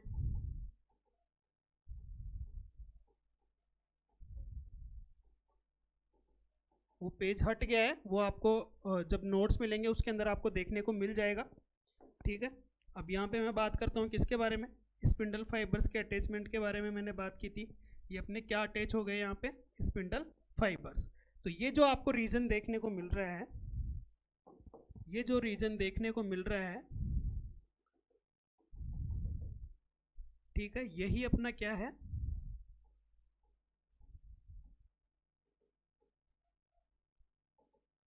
सेंट्रोमेरिक रीजन है अपना, ठीक है, समझ में आया। काइनेटोकोर क्या है, सेंट्रोमियर क्या है, ये चीजें आपको समझ में आई होगी। अब अपन बढ़ते हैं कहाँ पे, आगे, ठीक है। अब देखिए बात करता हूँ किसके बारे में, क्रोमेटिड के बारे में। देखिए जब अपन मेटाफेज में देखते हैं, मेटाफेज में क्या होता है, ये जो अपनी मेटाफेजिक प्लेट का फॉर्मेशन होता है, मेटाफेजिक प्लेट पे आके क्या होता है, जैसे ये मेटाफेजिक प्लेट हो गई अपना पेन, और इस पे आके अपना क्या होगा, यहाँ पे ये जो अपना क्रोमोजोम है इसका क्या होगा, अरेंजमेंट होगा। तो जब अपन मेटाफेजिक क्रोमोजोम को देखते हैं तो ये अपने को यहाँ पे क्या देखने को मिलती है, जो ये स्ट्रक्चर देखने को मिलती है वो अपने को देखने को मिलती है क्या, इसके पास में यहाँ पे दो क्रोमेटिन फाइबर्स अलग अलग रहते हैं जिनको अपन क्या बोलते हैं, क्रोमेटिड बोलते हैं। तो 8 metaphase chromosomes appear to be longitudinally divide. ये देखो ये मेटाफेजिक प्लेट हो गई, और जब अपन इसको लॉन्जिट्यूड डिवाइड करेंगे, क्योंकि ये ऐसे होता है ना भाई अपना क्रोमोसोम, ऐसे होता है ना भाई अपना क्रोमोसोम, तो जब अपन इसको ऐसे लॉन्जिट्यूडनली डिवाइड करेंगे तो एक क्रोमेटिड अलग हो जाएगा, और ये एक जो ये क्रोमेटिड है ये दोनों ये अलग हो जाएगा। तो इसी को अपन क्या बोलते हैं, क्रोमेटिड्स बोलते हैं। और एक ही क्रोमोसोम में बात की जा रही है तो इसको अपन क्या बोलते हैं भाई, सिस्टर क्रोमेटिड। क्रोमेटिड समझ में आया होगा। चलिए मैं एक बार और बता देता हूँ कि ये जो क्रोमेटिड्स होते हैं क्या होते हैं। जब मैं मेटाफेज वाले यहाँ पे क्रोमोसोम की बात कर रहा हूँ तो मैं यहाँ पे किसकी बात कर रहा हूँ, यहाँ पे ये मेटाफेज क्रोमोसोम हो गया, इसके पास में ये यहाँ पे डीएनए यहाँ पे दो क्रोमेटिड्स के रूप में है। तो जब अपन इसको लॉन्जिट्यूडनली डिवाइड करेंगे तो इसको अपन क्या बोल देंगे, इस वाले जो फाइबर को अपन एक क्रोमेटिड बोल देंगे, और ये दूसरा वाला जो फाइबर है इसको अपन क्या बोल देंगे, दूसरा क्रोमेटिड बोल देंगे। और ये आपस में क्या है भाई, सिस्टर क्रोमेटिड है। ये चीज़ आप लोगों को मैं बता चुका हूँ। तो 8 metaphase chromosome appears to be longitudinally divided into 2 identical parts, यानी कि 2 आइडेंटिकल पार्ट्स में जब डिवाइड हो रहा है तो एक पार्ट इसका क्या है, एक क्रोमेटिड है, और दूसरा पार्ट इसका क्या है, दूसरा क्रोमेटिड है, जिनको आपस में अपन क्या बोल रहे हैं, सिस्टर क्रोमेटिड बोल रहे हैं। और ये जो क्रोमेटिड है वो एक स्ट्रक्चर पे जॉइंट या फ्यूज होते हैं, उसको मैंने क्या बोला, सेंट्रोमेयर बोला। यही चीज लिखी हुई है, the 2 chromatids of a chromosome appear to be joint और fused, in fact they are only held together rather closely together at a point called centromere। Centromere से जुड़े होते हैं। the 2 chromatids of a chromosome separate from each other. देखो मैं बात करूंगा जब मैं पढ़ाऊंगा कि क्रोमोसोम का सेपरेशन कहाँ पे होता है, ये क्वेश्चन भी बहुत बार पूछा जाता है, सेल डिवीजन से रिलेटेड है, लेकिन यहाँ पे लिखा हुआ है, याद रख लेना कि जब मैं बात करूंगा यहाँ पे माइटोसिस की, तो माइटोसिस में ये जो अपने जो सिस्टर क्रोमेटिड्स हैं उनका सेपरेशन कहाँ देखने को मिलेगा, अपने को माइटोसिस में एनाफेज के अंदर देखने को मिलेगा। लेकिन जब मैं सिस्टर क्रोमेटिड के सेपरेशन की बात करता हूँ मियोसिस के अंदर, तो ये मियोसिस में ये सेपरेशन अपने को एनाफेज सेकेंड में देखने को मिलेगा। तो ये क्वेश्चन आपसे पूछ ले कि separation of sister chromatids in meiosis in which phase, तो कौन सी आएगी, एनाफेज सेकंड। बहुत बार मतलब यहाँ से जो अपना मियोसिस वगैरह और जो माइटोसिस वगैरह है, यहाँ से बहुत बार ये क्वेश्चन पूछा हुआ है कि यहाँ पे सिस्टर क्रोमेटिड का सेपरेशन कहाँ होता है। तो माइटोसिस की बात करेंगे तो एनाफेज में होगा, और मियोसिस में क्या होती है, 2 एम फेज पाई जाती हैं, यानी कि मियोसिस 1 और मियोसिस 2। तो मियोसिस 2 की जो एनाफेज सेकंड है वहाँ पे आपको इसका सेग्रीगेशन देखने को मिलेगा, और ये चीज़ मैं बताऊंगा जब आपको मियोसिस पढ़ाऊंगा, ठीक है। लेकिन ये याद रख लेना, डायरेक्टली याद हो जाए तो अच्छी बात है। यहाँ पे मैंने बात की सेकेंडरी कॉन्स्ट्रिक्शन की या सैटेलाइट के बारे में। सेकेंडरी कॉन्स्ट्रिक्शन को मैंने यहाँ पे क्या बोला था कि ये प्राइमरी कॉन्स्ट्रिक्शन के अलावा जो दूसरा नैरो रीजन मिलता है उसको अपन सेकेंडरी कॉन्स्ट्रिक्शन बोलते हैं। और ये सेकेंडरी कॉन्स्ट्रिक्शन किससे एसोसिएटेड होता है, ये न्यूक्लियोलस से एसोसिएटेड होता है, और न्यूक्लियोलस से ये एसोसिएट होने की वजह से इसको मैंने क्या क्या चीज़ें नाम दी थी यहाँ पे, NOR और NOC। और इसके अलावा मैं बात करूँ यहाँ पर भी क्या पाया जाता है अपने को, ये नियरेस्ट टू टेलोमेयर। चलिए ठीक है, मैं बात करता हूँ उसके बारे में कि in some chromosomes as second constrictions in addition to that due to centromere. Primary constriction के अलावा जो रीजन देखने को मिल रहा है उसको अपन क्या बोल रहे हैं, सेंट्रोमियर बोल रहे हैं। Is also present this additional constrictions is known as secondary constrictions. The secondary constrictions and the nearest telomere is known as satellite. देखो मैं बात करता हूँ कहाँ पे, मैंने यहाँ पे स्ट्रक्चर बनाई थी, मैंने क्या बोला था कि जैसे इस स्ट्रक्चर को अपन बनाते हैं, जब अपन जैसे नॉर्मल क्रोमोसोम यहाँ पे बना रहे हैं, नॉर्मल क्रोमोसोम जब अपन बनाते हैं तो ऐसे मान के चलो कि ये हो गए, ये अपना एक क्रोमेटिड हो गया और ये अपना दूसरा क्रोमेटिड हो गया, ठीक है। तो इसमें क्या देखने को मिल रहा है, ये अपनी सेंट्रोमियर हो जाएगी। ठीक है। यहाँ पे मान के चलो कि जैसे सेकेंडरी कॉन्स्ट्रिक्शन देखने को मिल रहा है, इसके बाद वाला जो टीलोमेरिक रीजन है, इसके बाद वाला जो टीलोमेरिक रीजन है उसको अपन क्या बोलते हैं, सैटेलाइट बोलते हैं। जब भी आपने सैटेलाइट की स्ट्रक्चर देखी होगी तो आपने ऐसी स्ट्रक्चर यहाँ पे देखी होगी, क्रोमोजोम, सैटेलाइट क्रोमोजोम को ऐसे ही दर्शाया जाता है कि जो यहाँ पर इसका जो टीलोमेरिक रीजन वाला जो होता है वहाँ पे अपने को क्या देखने को मिलता है, सैटेलाइट बॉडी यहाँ पे देखने को मिलती है। कहाँ पे थे अपन थे यहाँ पे। तो ये क्या बोल रहा है, ये बोल रहा है यहाँ पे the secondary constrictions and the nearest telomere. Secondary constriction और जो नियरेस्ट टीलोमियर होता है उसको किस नाम से जाना जाता है, यहाँ पे सैटेलाइट के नाम से जाना जाता है। टीलोमियर समझ में आ ही रखा है कि क्या है, अभी आगे और पढ़ेंगे इसके बारे में। और इसी वजह से ये जो नियरेस्ट टीलोमियर के पास में क्या पाया जा रहा है, अपने को सैटेलाइट देखने को मिल रहा है, जिस वजह से इस क्रोमोजोम को अपने को सेट क्रोमोजोम या सैटेलाइट क्रोमोजोम भी अपन इसको बोल देते हैं। ठीक है, यानी कि जब भी आपको कोई ऐसा क्रोमोजोम बना के दे, जब भी आपको कोई ऐसा क्रोमोजोम बना के दे जिसमें जो टीलोमेरिक रीजन को ऐसे नोब के रूप में दिखाया हुआ हो, ठीक है, जिसको अपन सैटेलाइट बोलते हैं, तो ऐसे क्रोमोजोम को हमेशा अपन क्या बोलेंगे, सेट क्रोमोजोम बोलेंगे। और ये सेट क्रोमोजोम का फंक्शन क्या होता है, मैंने क्या बोला था कि जिसमें भी सेकेंडरी कॉन्स्ट्रिक्शन पाया जा रहा है वो किससे एसोसिएटेड है, न्यूक्लियोलस ऑर्गेनाइजर रीजन से एसोसिएटेड है। और दूसरा उसी को अपन न्यूक्लियोलस ऑर्गेनाइजर क्रोमोजोम भी बोल देते हैं। इसका मतलब क्या है कि जो ऐसे क्रोमोजोम हैं जिसको अपन इस प्रकार से रिप्रेजेंट कर रहे हैं, इसका मतलब क्या है, उसके पास में सेकेंडरी कॉन्स्ट्रिक्शन है। सेकेंडरी कॉन्स्ट्रिक्शन के साथ साथ में उसके पास में क्या है, सैटेलाइट भी है।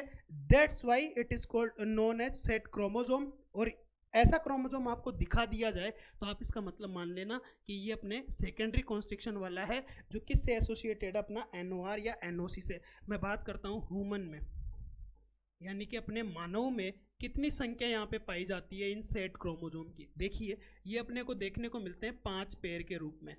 5 पेयर के रूप में कौन से, यानी कि टोटल कितने क्रोमोजोम हो जाएंगे, 10 क्रोमोजोम हो जाएंगे। और ये 5 पेयर के रूप में कौन कौन से क्रोमोजोम में देखने को मिलेंगे, ये देखने को मिलेंगे 13 नंबर के में, 14 नंबर के में, 15 नंबर के में, 21 नंबर के में और 22 नंबर के में। वेरी इंपॉर्टेंट कि अपने मानव में 5 क्रोमोजोम पेयर होते हैं, यानी कि टोटल 10 क्रोमोजोम होते हैं जिनके पास में सेकेंडरी कॉन्स्ट्रिक्शन होता है, जो कि सैटेलाइट क्रोमोजोम होते हैं। और इसी वजह से ये किस में एक्टिवली पार्टिसिपेट करते हैं, ये न्यूक्लियोलस ऑर्गेनाइजर रीजन होते हैं। तो इनका जो फंक्शन होता है वो एक्टिवली प्रोटीन सिंथेसिस के अंदर, क्योंकि न्यूक्लियोलस किसका फॉर्मेशन करती है भाई, राइबोसोम का। समझ में आया होगा सेट क्रोमोजोम क्या है, सैटेलाइट क्रोमोजोम क्या है, NOC क्या है, NOR क्या है, ठीक है, और इसके साथ में अपना सेकेंडरी कॉन्स्ट्रिक्शन या फिर सैटेलाइट क्या है। ठीक है, आगे बढ़ते हैं। अब देखो मैं बात करूंगा किसके बारे में, टीलोमियर के बारे में। टीलोमियर और कुछ भी नहीं है, जो अपना क्रोमोजोम है उसका एंड वाला पार्ट है। ठीक है, उसमें एक स्पेसिफिक सीक्वेंस पाई जाती है, हाईली रिपीटेटिव DNA अपने को देखने को मिलता है, जो यहाँ पे क्या करता है, एक hairpin and loop like structure भी इसको बोला जाता है जनरली। ठीक है, ये क्या करती है, ये अपने क्रोमोजोम को प्रोटेक्ट करने के काम में आती है। क्यों, क्योंकि अगर ये टीलोमेरिक रीजन नहीं होगा, ये हाईली रिपीटेटिव सीक्वेंस नहीं पाई जाएंगी, तो क्या होगा कि इसमें क्या देखने को मिलेगा, अपने को क्रोमोजोम में ब्रेकेज देखने को मिलेगा। अगर क्रोमोजोम में ब्रेकेज हो जाएगा तो इसका जो DNA है वो दूसरे क्रोमोजोम के DNA से क्या बना लेगा, फर्दर बॉन्ड बना लेगा। इस प्रकार से इसकी जो स्टेबिलिटी होगी वो क्या होगी, अफेक्ट होगी। इसलिए अगर आपको क्रोमोजोम की स्टेबिलिटी को बनाए रखना है तो उसके पास में कौन सा रीजन होना जरूरी है भाई, टीलोमियर होना जरूरी है। और टीलोमियर कहाँ पे होता है, उसके एंड वाले पोर्शन में अपने को देखने को मिलता है। किसके एंड वाले पोर्शन में, अपने को क्रोमोजोम के एंड वाले पोर्शन में ये देखने को मिलता है। The 2 ends of A chromosome, जो क्रोमोजोम के 2 एंड्स होते हैं, जैसे कि मैंने क्या बोला, ये क्रोमोजोम के ये एंड हो गए, ये एंड हो गए, ये एंड हो गए, ये एंड हो गए, तो इनको अपन कौन सा रीजन बोल देते हैं भाई, टीलोमेरिक रीजन बोल देते हैं, या फिर इसी को टीलोमियर के नाम से भी जाना जाता है। क्या काम करता है, स्ट्रक्चर को बनाए रखता है, स्ट्रक्चरल इंटीग्रिटी में ये काम में आता है। Provide stability to chromosome, structural integrity and individuality of chromosome is maintain due to telomere. अब मैंने यहाँ पे क्या बोला, इंडिविजुअलिटी शब्द आ रहा है, तो ये देखो कि अगर इसका टीलोमियर यहाँ पे डेस्ट्रॉय हो जाएगा या ये टीलोमियर हट जाएगा, तो इसमें अपने को क्रोमोसोम में ब्रेकेज देखने को मिलेगा। ये एक इंडिविजुअल क्रोमोसोम के रूप में है। अगर ये दूसरे क्रोमोसोम से जाके बॉन्ड बना ले तो ये क्या इंडिविजुअल क्रोमोसोम के रूप में रह पाएगा क्या? बिल्कुल नहीं रह पाएगा। इस प्रकार से अगर अपने को क्रोमोसोम की स्ट्रक्चरल इंटीग्रिटी को बनाए रखना है या फिर उसकी इंडिविजुअलिटी को बनाए रखना है तो अपने को यहाँ पे कौन से रीजन की जरूरत पड़ेगी भाई? वो अपने को पड़ेगी टीलोमेरिक रीजन की यहाँ पे जरूरत अपने को पड़ेगी। ठीक है, समझ में आया टीलोमियर क्या है। क्रोमोमियर की बात करता हूँ। क्रोमोमियर क्या बोलता है? क्रोमोमियर देखिए कुछ भी नहीं है। मैंने क्या बोला कि जब मैं क्रोमेटिन बना रहा था या क्रोमेटिड बना रहा था तो क्रोमेटिन या क्रोमेटिड के ऊपर अपने को कैसी स्ट्रक्चर्स देखने को मिल रही थी? बीड लाइक स्ट्रक्चर यहाँ पे देखने को मिल रही थी। तो ये जो बीड लाइक स्ट्रक्चर्स होती हैं, ये पॉइंटेड जो स्ट्रक्चर्स होती हैं, उन्हीं को अपन क्या बोलते हैं? क्रोमोमियर। क्या बोला मैंने? Linearly arranged bead like structures. Direct question भी आ सकता है कि linearly arranged bead like structures in early prophase. क्योंकि देखो क्या होता है कि अपने को जो क्रोमोसोम कंडेंस होना स्टार्ट हो रहा है तो उसी टाइम पे ये स्ट्रक्चर का यहाँ पे ज़्यादा अच्छे से दिख पाती है। ठीक है, जब भी आपको पूछे कि क्रोमोमियर और क्रोमोनिमा को अगर देखना हो तो कौन सी फेज में देखेंगे? प्रोफेज में देखेंगे। और प्रोफेज में भी कब? अर्ली प्रोफेज में, क्योंकि वहाँ पे कंडेंसेशन क्या हुआ है? डीएनए का स्टार्ट ही हुआ है, या अपने जो क्रोमेटिन है उसका कंडेंसेशन वहाँ पे क्या हुआ है? स्टार्ट ही हुआ है। इसलिए अपन कौन सी स्टेज में देखना पसंद करेंगे इन स्ट्रक्चर्स को? अर्ली प्रोफेज के अंदर। ठीक है, याद रखना ये चीज़ भी। तो अपन linearly arranged bead like structures देखेगी। ये क्रोमेटिन है और इसके ऊपर ये जो बीड लाइक स्ट्रक्चर्स पाई जा रही है ना, यही क्या है अपनी? यही है अपने क्रोमोमियर। ठीक है, इतना ही याद रखो। अब ये क्रोमोमियर है, बीड लाइक स्ट्रक्चर होंगी, यानी कि यहाँ पे क्या देखने को मिलेगा अपने को? हाईली पैक्ड डीएनए देखने को मिलेगा। ये डार्कली स्टेन रीजन भी होगा अगर जब अपन इसको स्टेन करेंगे। ठीक है, और इसके साथ में अपने को मोस्ट क्लियरली विजिबल, अगर अपने को इसको मोस्ट क्लियरली विजिबल देखना हो, देखिए मैंने प्रोफेज के बारे में बताया, प्रोफेज में भी अर्ली प्रोफेज के अंदर बताया। ठीक है, जब भी जनरली क्वेश्चन पूछ लिया जाए, लेकिन जब आपको ऐसे पूछ लिया जाए कि आपको जब क्लियरली विजिबल देखने हो क्रोमोमियर, तो आपको किस टाइप के क्रोमोसोम की स्टडी करनी पड़ेगी? आपको किस टाइप के क्रोमोसोम को देखना चाहिए कि आपको क्रोमोमियर्स इजीली विजिबल हो सके? तो वो कौन सा क्रोमोसोम होता है? वो अपना होता है यहाँ पे जाइंट क्रोमोसोम। जाइंट क्रोमोसोम कहाँ पाया जाता है भाई? सेलाइवरी ग्लैंड में पाया जाता है। किसके अंदर? इंसेक्ट के अंदर। और इंसेक्ट में भी कौन से ऑर्डर के अंदर? डिप्टेरा के अंदर। बात करेंगे जब अपन अगले लेक्चर में क्या पढ़ेंगे, स्पेशल टाइप ऑफ क्रोमोसोम, वहाँ पे ये आएगा जाइंट क्रोमोसोम। लेकिन याद रखना कि क्रोमोमियर की स्टडी करने के लिए सबसे बेस्ट क्रोमोसोम कौन सा है? यहाँ पे जाइंट क्रोमोसोम। किसमें पाया जा रहा है? डिप्टेरा में। किसमें? सेलाइवरी ग्लैंड में, उसकी सेलाइवरी ग्लैंड के अंदर देखने को मिलता है। और डार्क स्टेनिंग बॉडीज में, वही सीधी सी बात है भाई, थोड़ा सा पैक्ड डीएनए है यहाँ पे, हाईली पैक्ड डीएनए है, तो उसकी वजह से अपने को क्या देखने को मिलेगी? ये हाईली स्टेंड स्ट्रक्चर देखने को मिलेगी। ऑब्वियस बात है, जनरल चीज़ है। Chromomeres are chromatin appears to be present in a more condensed state in chromomeres than in neighboring regions of the chromosomes। मैं बात करूंगा जब ये क्रोमेटिन है तो ये क्रोमेटिन की बात करूंगा तो देखिए नेगबोरिंग रीजन क्या है? देखिए ये जो फाइन कोल्ड स्ट्रक्चर है इसको अपन क्रोमोनिमा बोल रहे हैं। क्रोमोनिमा के ऊपर ये जो हाईली डेंस स्ट्रक्चर यहाँ पे देखने को मिल रही है, क्योंकि इसमें डीएनए की पैकेजिंग ज़्यादा है, जिसको अपन क्या बोल रहे हैं यहाँ पे? क्रोमोमियर बोल रहे हैं। तो ये देखो कि यहाँ पे ये बोलना क्या चाह रहा है कि जो यहाँ पे कंडेंसेशन हुआ है किसका? क्रोमेटिन का, वो एज कम्पेयर टू इसके पास वाले रीजन से ज़्यादा कहाँ पे देखने को मिलेगा अपने को? क्रोमोमियर वाले पोर्शन में देखने को मिलेगा। ये भी जनरल सी चीज़ है। ठीक है, आगे बढ़ते हैं। आगे बढ़ेंगे, यहाँ पे आया है क्या अपना? क्रोमोनिमा आया है। ठीक है, राजस्थान प्री पीजी का एक क्वेश्चन आया था, इसकी डेफिनेशन से पहले ये देख लेते हैं, उसके बाद में अपन क्वेश्चन को देखेंगे कि क्वेश्चन क्या था। देखिए मैं बात करता हूँ क्रोमोनिमा के बारे में। जब अपन लाइट माइक्रोस्कोप में ऑब्जर्व करते हैं क्रोमोसोम को, लाइट माइक्रोस्कोप में ऑब्जर्व करेंगे तो वहाँ पे अपने को एक थ्रेड लाइक कोल्ड स्ट्रक्चर्स देखने को मिलती है।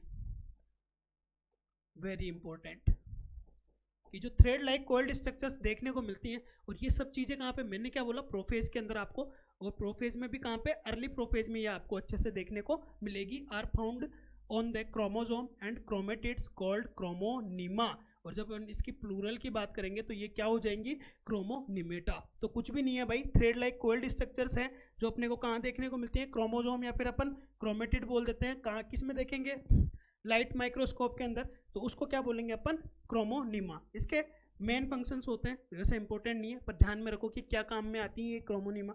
ठीक है, सीधी सी बात ये है, क्रोमोनिमा किससे एसोसिएटेड है, क्रोमेटिड या अपने क्रोमोजोम से एसोसिएटेड है, यानी कि ये उसकी स्ट्रक्चर या फिर उसकी साइज को मेंटेन करने में काम में आएगी, कंट्रोल करेगी।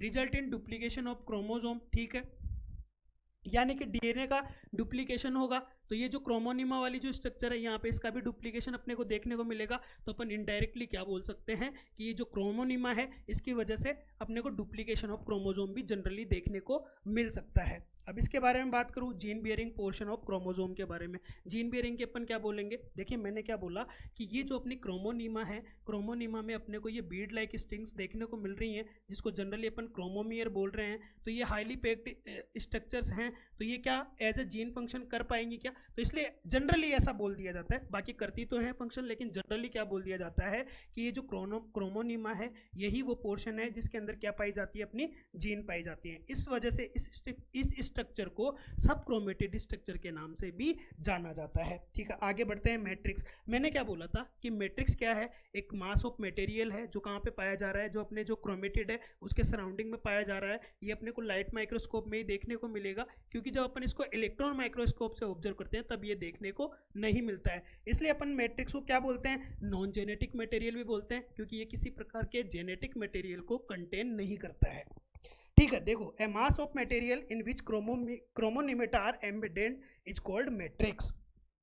Matrix is enclosed in a sheath which is known as pellicle. मैंने आप लोगों को जब स्ट्रक्चर बनाई थी तब दिखाया था, ये देखो कि ये जो स्ट्रक्चर है इसके जो आउटर जो एनवलप है उसी को मैंने क्या बोला था, पेलिकल। और यहीं पे मैंने बताया ये कैसे मटेरियल है, नॉन जेनेटिक मटेरियल है।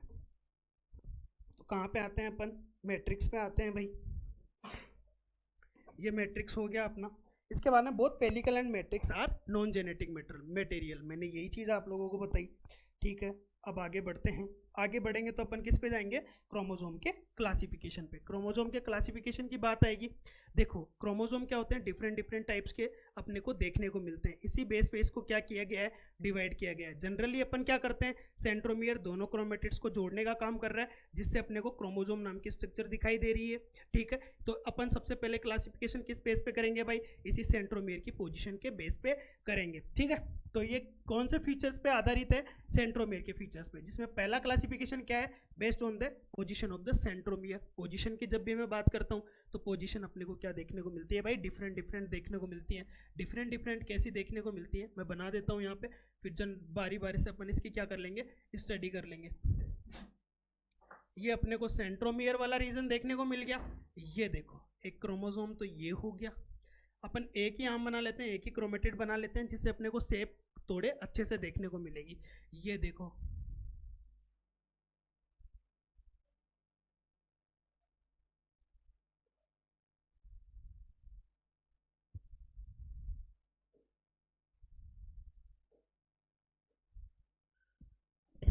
अब बात करते हैं बारी बारी से स्ट्रक्चर की, अपन ने बना ली है।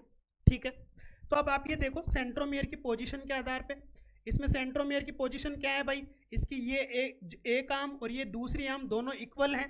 ठीक है, बनी नहीं वो अलग बात है, लेकिन आप मान के चलोगे इनकी दोनों की आर्म क्या है, इक्वल हैं। ठीक है, तो ये जो सेंट्रोमेरिक रीजन है इसकी वजह से यहाँ पे क्या है, एक आर्म ये है और एक आर्म ये है। ये दोनों जो इसकी भुजाएं हैं, तो ये भुजाएं जब दोनों इक्वल हैं, इसका मतलब क्या है, जो अपने सेंट्रोमियर की पोजीशन है, ये जो अपने सेंट्रोमियर की पोजीशन है वो कैसी अपने को देखने को मिल रही है, यहाँ पे मीडियन पोजीशन मिल रही है, यानी कि ये बीचों बीच देखने को मिल रहा है। जब मैं बात करूँ यहाँ पे, एक यहाँ पे लॉन्ग आर्म है यानी कि बड़ी भुजा है, और एक यहाँ पे शॉर्ट आर्म है यानी कि छोटी भुजा है।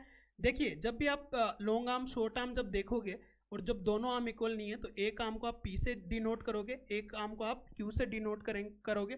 ये बताऊंगा क्यों ऐसा होता है। ठीक है, तो ये क्यू आर्म और ये पी आर्म जो है, क्यू आर्म और जो पी आर्म जो है, तो देखो यहाँ पे तो ये मीडियन पोजीशन में है, लेकिन ये यहाँ पे सेंट्रोमियर किस पोजीशन में आ जाएगा, सब मीडियन पोजीशन में आ जाएगा। और मैं इसके बाद में बात करूँ यहाँ पे तीसरे क्रोमोसोम शेप के बारे में, या तीसरे टाइप के क्रोमोसोम के बारे में, तो इसमें भी अपने को सब मीडियन देखने को मिलेगी। और जब मैं बात करूँ यहाँ पे चौथे क्रोमोसोम के नंबर के बारे में, यानी कि क्रोमोसोम के एंड में ही है, यानी कि इसकी सेंट्रोमियर की पोजीशन कहाँ पर है, एंड के अंदर है। ठीक है, अब देखो, जब यहाँ पर मीडियन में सेंट्रोमियर प्रेजेंट है, तो उस क्रोमोसोम को अपन क्या बोल देते हैं भाई, मेटासेंट्रिक। ठीक है, यही है centromere located in the centre of chromosome appear V shape in during anaphase. V shape क्यों दिखाई देगा, क्योंकि देखिए जब इसका सेपरेशन होगा तो मेरे को ये बताओ, ये आर्म और ये आर्म बिल्कुल इक्वल है, ठीक है, तो ये अपने को कैसी शेप देखने को मिलेगी, ये देखो ये अपने को कैसी शेप देखने को मिल रही है, वी शेप। आप इसको उल्टा बनाओगे तो ज़्यादा अच्छे से समझ में आपको ये आएगा। तो इस वजह से ये कैसी शेप देखने को मिलती है, वी शेप देखने को मिलती है। दूसरे क्रोमोसोम की बात कर लेते हैं, सब मेटासेंट्रिक के बारे में बात कर लेते हैं। इसमें क्या बोल रहा है, centromere located on one side of the central point. ये सेंट्रल पॉइंट तो यहाँ पे लगभग यहाँ से आएगा, लेकिन इस सेंट्रल पॉइंट से जस्ट ऊपर की साइड में है, जिस वजह से इसको अपन क्या बोल देते हैं, सब मीडियन पोजिशन बोल देते हैं। और इस प्रकार से इस क्रोमोसोम का नाम क्या हो जाता है, सब मेटासेंट्रिक, सब मेटासेंट्रिक हो जाता है। फिर इसके बाद में मैं बात करता हूँ तीसरे टाइप के बारे में। तो उसमें क्या देखने को मिलता है अपने को, यहाँ पे ये देखो एक्रोसेंट्रिक में centromere located close to one end of chromosome, ठीक है, वन एंड ऑफ, ये देखिए इसका एक यहाँ पे ये एंड ही आ चुका है, लगभग उसके पास में अपने को सेंट्रोमेरिक पोजीशन यहाँ पे देखने को मिल रही है। ये भी अपने को कैसा देखने को मिलेगा, यहाँ पे जे शेप और रोड शेप यहाँ पे देखने को मिलेगा। देखो जब भी इसकी शेप को देखना हो तो आप बना लिया करें, जैसे ये शॉर्ट आर्म हो गई और ये लॉन्ग आर्म हो गई, तो इसको आप एल शेप भी बोल सकते हो और आप इसको जे शेप भी बोल सकते हो, ठीक है। तो ये अपने को सब मेटासेंट्रिक ऐसा ही दिखाई देगा। लेकिन जब मैं बात करता हूँ यहाँ पे इसके बारे में कि ये देखो ये बिल्कुल यहाँ पे छोटी स्ट्रक्चर है, तो ये अपने को कैसी देखने को मिलेगी, यहाँ पे रोड शेप भी देखने को मिलेगी और इसके साथ में ये अपने को जे शेप के रूप में भी देखने को मिलेगी, ठीक है, ड्यूरिंग एनाफेज। और अपन शेप की स्टडी कहाँ करेंगे, एनाफेज के अंदर। टीलोसेंट्रिक की बात करता हूँ। टीलोसेंट्रिक में देखो क्या देखने को मिल रहा है आपको, एक एंड साइड में, यानी कि इसके पास में दूसरी आर्म तो है ही नहीं, ठीक है। ये किस प्रकार का हो जाएगा अपना एक्रोसेंट्रिक, और ये किस प्रकार का हो जाएगा अपना टीलोसेंट्रिक। अब देखो भाई, telocentric centromere is located at telomeric region, telomeric region के पास में आपको देखने को मिल रहा है। Appear rod shape during anaphase. सीधी सी बात है भाई, ऐसा क्रोमोसोम होगा जिसके पास में एक ही आर्म होगी तो वो रोड शेप ही अपने को देखने को मिलेगा, ठीक है। मोस्ट अनस्टेबल क्रोमोसोम है। कैसा क्रोमोसोम है भाई, मोस्ट अनस्टेबल क्रोमोसोम यहाँ पे ये देखने को मिलता है। देखिए इसके शेप में कंफ्यूज नहीं होना है, एक बार और अभी मैं बता देता हूँ, पहले एक बार पढ़ लेते हैं अपन। Telocentric chromosome are produced due to transverse division, ये अपन पढ़ेंगे, ठीक है।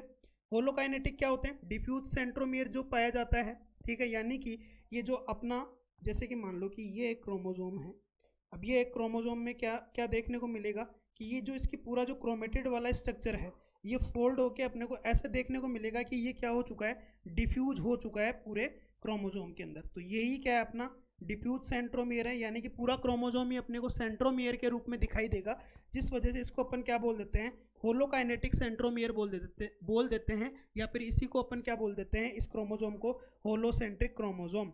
Whole body of such chromosome exhibit centromeric ability, ठीक है, activity, also known as holocentric chromosome.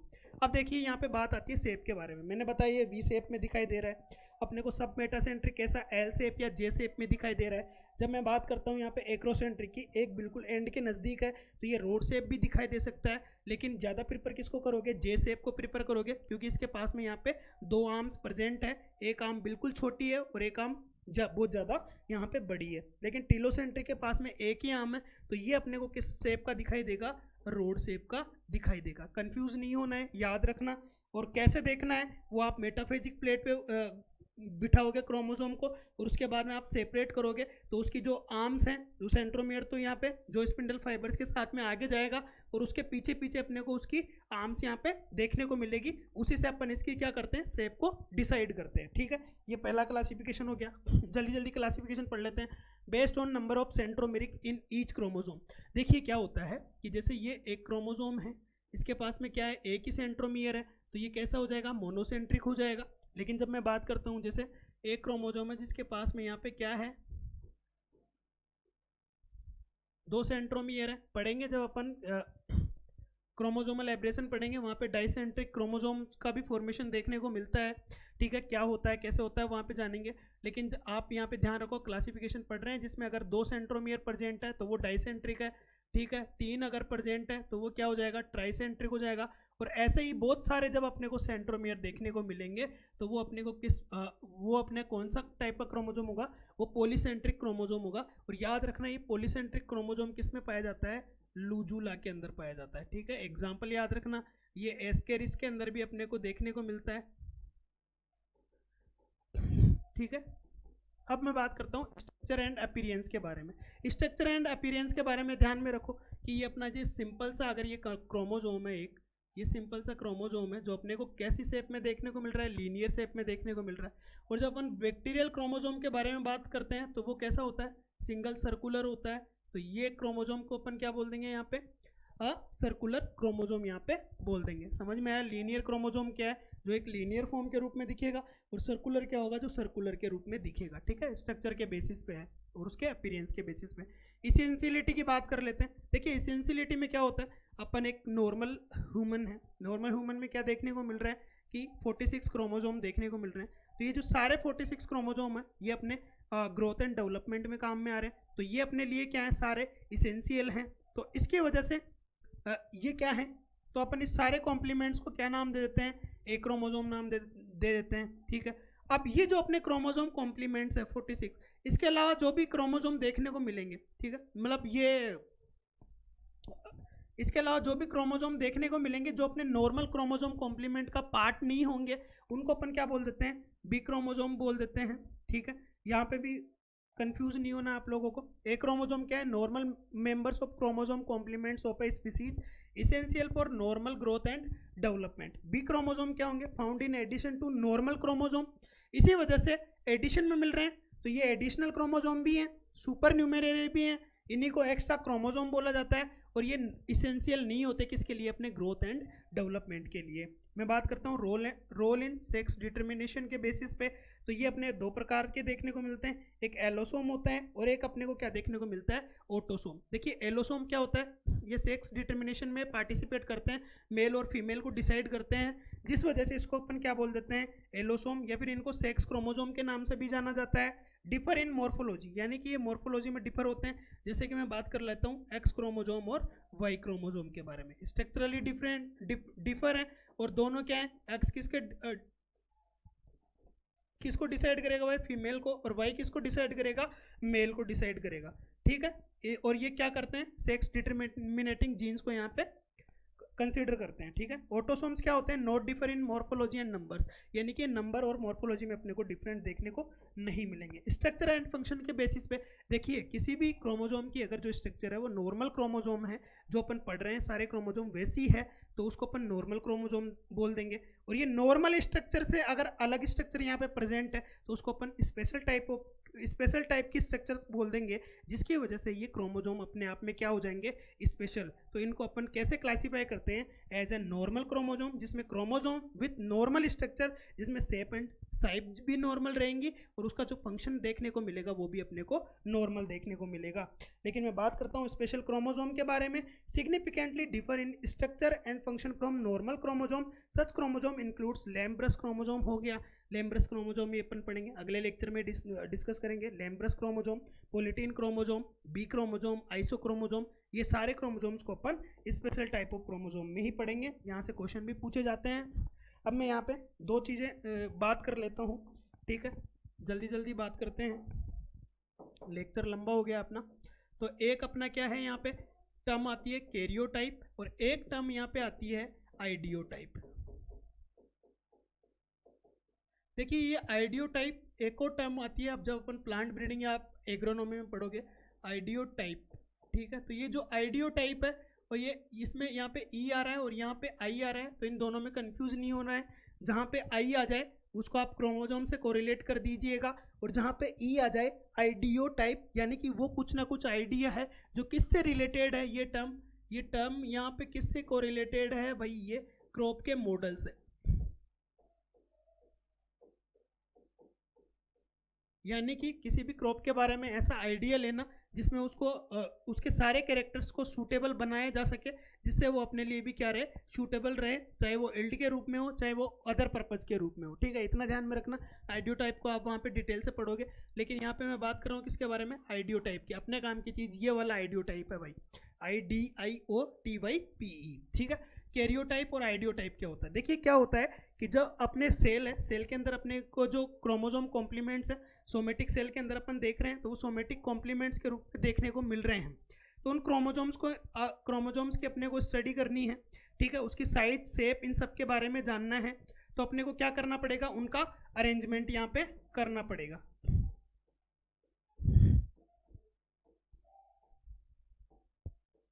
Arrangement of chromosome, और कौन से, सोमेटिक कॉम्प्लीमेंट्स। यानी कि अपने सोमेटिक सेल में 46 यानी कि 46 गुणसूत्र हैं या 46 क्रोमोसोम है, 46 क्रोमोसोम है, उनको जब अपन क्या करेंगे, उनका अरेंजमेंट करेंगे। अब अरेंजमेंट कैसे करना है भाई, अरेंजमेंट अपन कैसे करेंगे, यहाँ पे सेंट्रोमियर को एक लाइन में रख के करेंगे, यानी कि एक अपन ने सेंट्रल लाइन डिसाइड कर दी, जिसमें अपन जितने भी क्रोमोसोम होंगे, जितने भी क्रोमोसोम होंगे, उनके सेंट्रोमियर को क्या है, एक लाइन में रखेंगे, एक लाइन में रखेंगे। ये एक लाइन में अपन ने सबके सेंट्रोमियर को रख दिया। ठीक है, और उसके साथ में अपन क्या करेंगे, सबसे जो लार्जर वाला क्रोमोसोम है वो यहाँ पे लेफ्ट हैंड साइड में आएगा, और ये जो स्मॉलर वाला क्रोमोसोम है वो यहाँ पे राइट हैंड साइड में आएगा।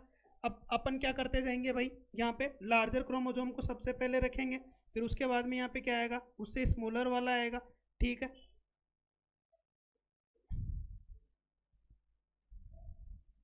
ठीक है, ऐसे करते करते करते करते अपन क्या करेंगे, यहाँ पे सबसे छोटे वाले को लास्ट में रख देंगे। लेकिन जब मैं बात करता हूँ ह्यूमन के कैरियोटाइप की, तो जो अपना जो 23 नंबर का जो क्रोमोसोम है वो क्या है, सेक्स क्रोमोसोम है, एलोसोम है, इसलिए अपन उसको सबसे लास्ट में रखते हैं।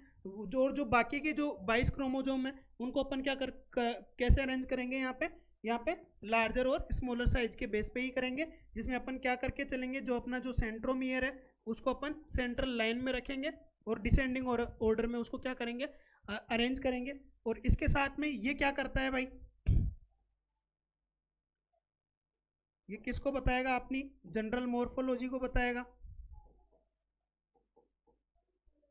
ये जनरल मॉर्फोलॉजी में क्या क्या चीज़ें आ सकती हैं, ये आ सकती हैं भाई, प्राइमरी कॉन्स्ट्रिक्शन आ सकती हैं। ठीक है, ये अपना सेकेंडरी कॉन्स्ट्रिक्शन आ सकता है। सेकेंडरी कॉन्स्ट्रिक्शन के अलावा अपने को और क्या चीज़ें देखने को मिल रही हैं, क्रोमोसोम की शेप देखने को मिल सकती है या फिर साइज़ देखने को मिल सकती है। जनरली अपन यहाँ पे साइज़ की बात करेंगे, यानी कि अपने को क्रोमोसोम की मॉर्फोलॉजी को देखना हो किसी भी यहाँ पे ऑर्गेनिज्म के अंदर, तो अपन उसकी किसकी स्टडी करेंगे, तो अपने को ये चीज़ें पता चल जाएगी। उसके कैरियोटाइप को देखेंगे तो अपने को ये सारी चीज़ें जनरली पता चलेंगी। मैं बात कर लेता हूँ आइडियोटाइप की। देखिए आइडियोटाइप कुछ भी नहीं है, ये जो अपना कैरियोटाइप है उसका डायग्रामेटिक रिप्रेजेंटेशन है। और ये जो डायग्रामेटिक रिप्रेजेंटेशन है, इसमें अपन क्या करते हैं, इसमें तो अपन ने सोमेटिक कॉम्प्लीमेंट्स को लिया है। ठीक है, लेकिन यहाँ पे अपन क्या करेंगे, इसके अंदर अपन क्या करेंगे, जो अपने गेमेटिक को आप रहने दो, यहाँ पे हैप्लॉइड क्रोमोसोम्स को अपन देखेंगे। ठीक है, जैसे ये तो क्या होता है, ये तो ओरिजिनल होते हैं, जैसे अपने सेल के अंदर पाए जाते हैं वैसे ही अपने को दिखाई देंगे। लेकिन जब मैं बात करूंगा आइडियोटाइप के बारे में, तो ये डायग्रामेटिक रिप्रेजेंटेशन है, यानी कि ये आर्टिफिशियल तैयार किए हुए हैं। ठीक है, इसमें भी अपन सेम ही चीज़ होगी, जैसा कि कैरियोटाइप होगा वैसा ही आइडियोटाइप होगा, बस ये क्या होगा, आर्टिफिशियल होगा। ठीक है, इसमें भी अपन क्या करेंगे, ऐसे फॉर्मेशन करेंगे जिसमें अपन सेंट्रोमियर को एक लाइन में रखेंगे।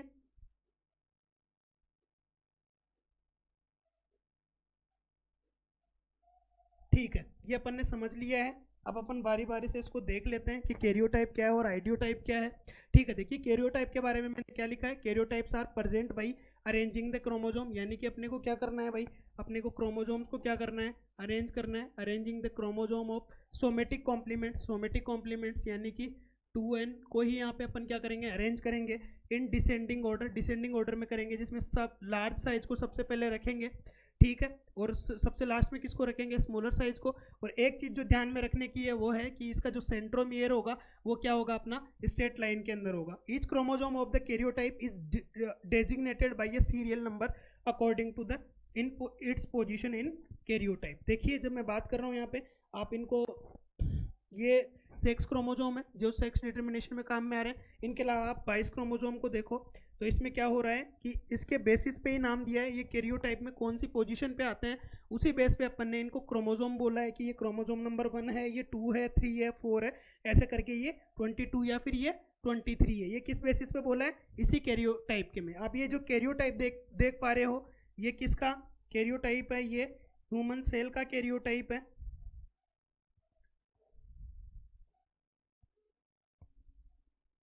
ह्यूमन कैरियोटाइप है जो यहाँ पे किसके बारे में बताएगा, क्रोमोसोम की शेप, साइज और इसके अंदर सेकेंडरी कॉन्स्ट्रिक्शंस वगैरह जो भी पाए जा रहे हैं इसके बारे में बताएगा। यही चीज़ लिखी हुई है द जनरल मॉर्फोलॉजी। यहाँ पे अपन इससे क्या पता लगा सकते हैं, क्रोमोसोम की जनरल मॉर्फोलॉजी, उसकी साइज के बारे में पता लगा सकते हैं, उसमें पोजीशन ऑफ सेंट्रोमियर कहाँ पे है वो अपन पता लगा सकते हैं, the presence of secondary constrictions and the satellite bodies उसके अंदर प्रेजेंट है कि नहीं है, ये सब चीज़ें अपन किससे पता लगा सकते हैं, कैरियोटाइप से पता लगा सकते हैं। Of the somatic chromosome complements, मैंने क्या बोला यहाँ पे, ये देखो यहाँ पे अपन ने पूरा सोमेटिक कॉम्प्लीमेंट्स लिया है, ठीक है, यानी कि होमोलोगस क्रोमोसोम लिए हैं। एक क्रोमोसोम ये हो गया, एक क्रोमोसोम ये हो गया, एक क्रोमोसोम ये हो गया, एक क्रोमोसोम ये हो गया, ठीक है। इसी प्रकार अपन ने क्या देखा है यहाँ पे, सोमेटिक कॉम्प्लीमेंट्स को देखा है किसके अंदर, कैरियोटाइप के अंदर। काफ़ी इंपॉर्टेंट चीज़ है, ठीक है।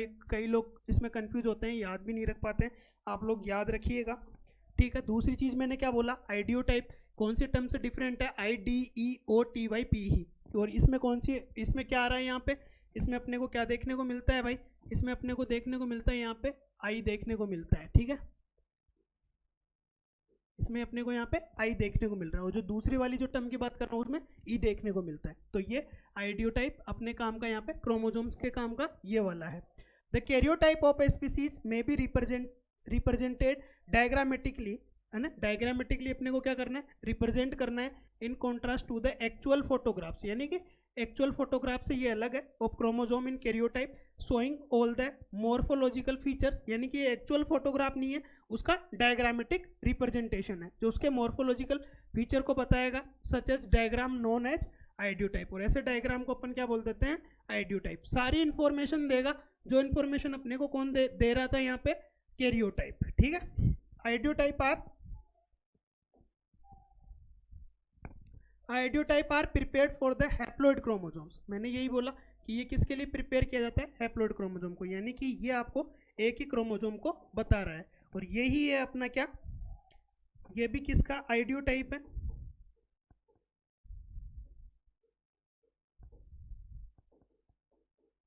जैसे वो ह्यूमन कैरियोटाइप था उसी कैरियोटाइप से ये आइडियोटाइप यहाँ पे प्रिपेयर किया गया है।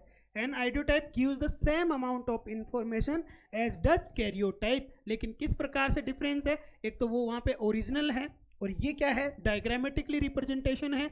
दूसरी चीज़ ये यहाँ पे हैप्लॉइड क्रोमोसोम कॉम्प्लीमेंट्स को ले रहा है, और वहाँ पे कैरियोटाइप में अपने को क्या देखने को मिल रहा था भाई, ये वहाँ पे अपने को सोमेटिक क्रोमोसोम कॉम्प्लीमेंट्स यहाँ पे देखने को मिल रहा था। और इसी के साथ में अपना ये लेक्चर कंप्लीट होता है। बस अपन एक बार जल्दी जल्दी से ये पढ़ लेते हैं कि अपना जो क्रोमोसोम होते हैं इसके फंक्शंस अपने को क्या क्या देखने को मिलते हैं, ठीक है। क्रोमोसोम्स के फंक्शंस क्या क्या हो सकते हैं बताओ भाई, ठीक है, मैं ही बताऊंगा कि क्रोमोसोम्स के फंक्शंस क्या क्या होते हैं। एक तो ये अपने जेनेटिक मटेरियल को रख रहा है, तो ठीक है, यानी कि जेनेटिक इन्फॉर्मेशन को कैरी करता है।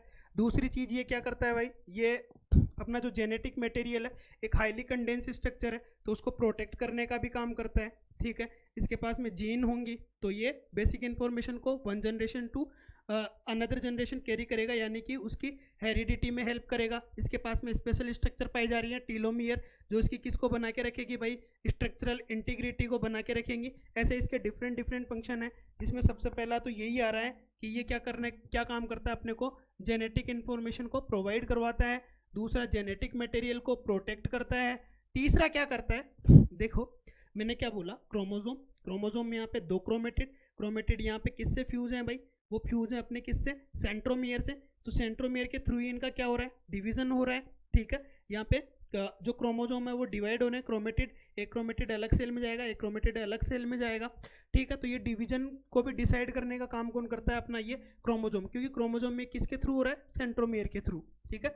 Ensure distribution of DNA to the daughter cell, daughter nuclei during cell division. Ensure है regular and directional movement of the genetic material during cell division. ये भी सेल डिवीजन से रिलेटेड टर्म है कि कैसे क्रोमोजोम एक जनरेशन से दूसरी जनरेशन में जाते हैं, ये सारे की एंश्योर कौन करके देता है? ये अपना क्रोमोजोम, ठीक है।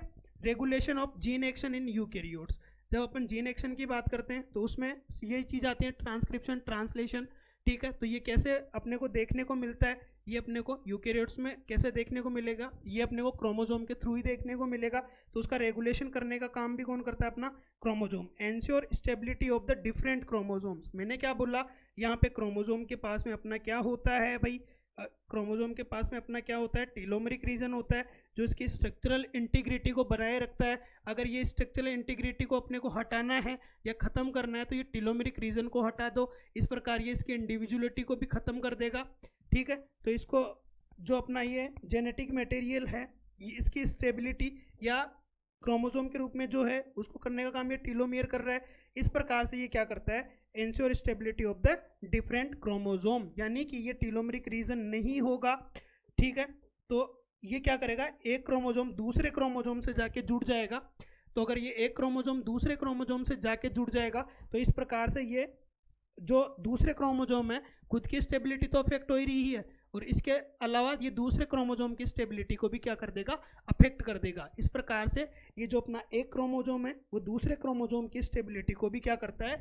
इंश्योर करता है। बस यही चीज़ थी, कंफ्यूज नहीं होना है। आज का लेक्चर अपन यही समाप्त करते हैं। अगले लेक्चर में अपन डीएनए की पैकेजिंग और स्पेशल टाइप के जो क्रोमोजोम होते हैं उनके बारे में पढ़ेंगे, और उसके बाद में अपन अपना इम्पोर्टेंट टॉपिक जो सेल डिवीजन है वो स्टार्ट करेंगे। इसके साथ में आप लोगों की सेल बायोलॉजी कंप्लीट करने के बाद में अपन स्टार्ट करेंगे जेनेटिक्स, ठीक है। तब तक के लिए बने रहिए, धन्यवाद।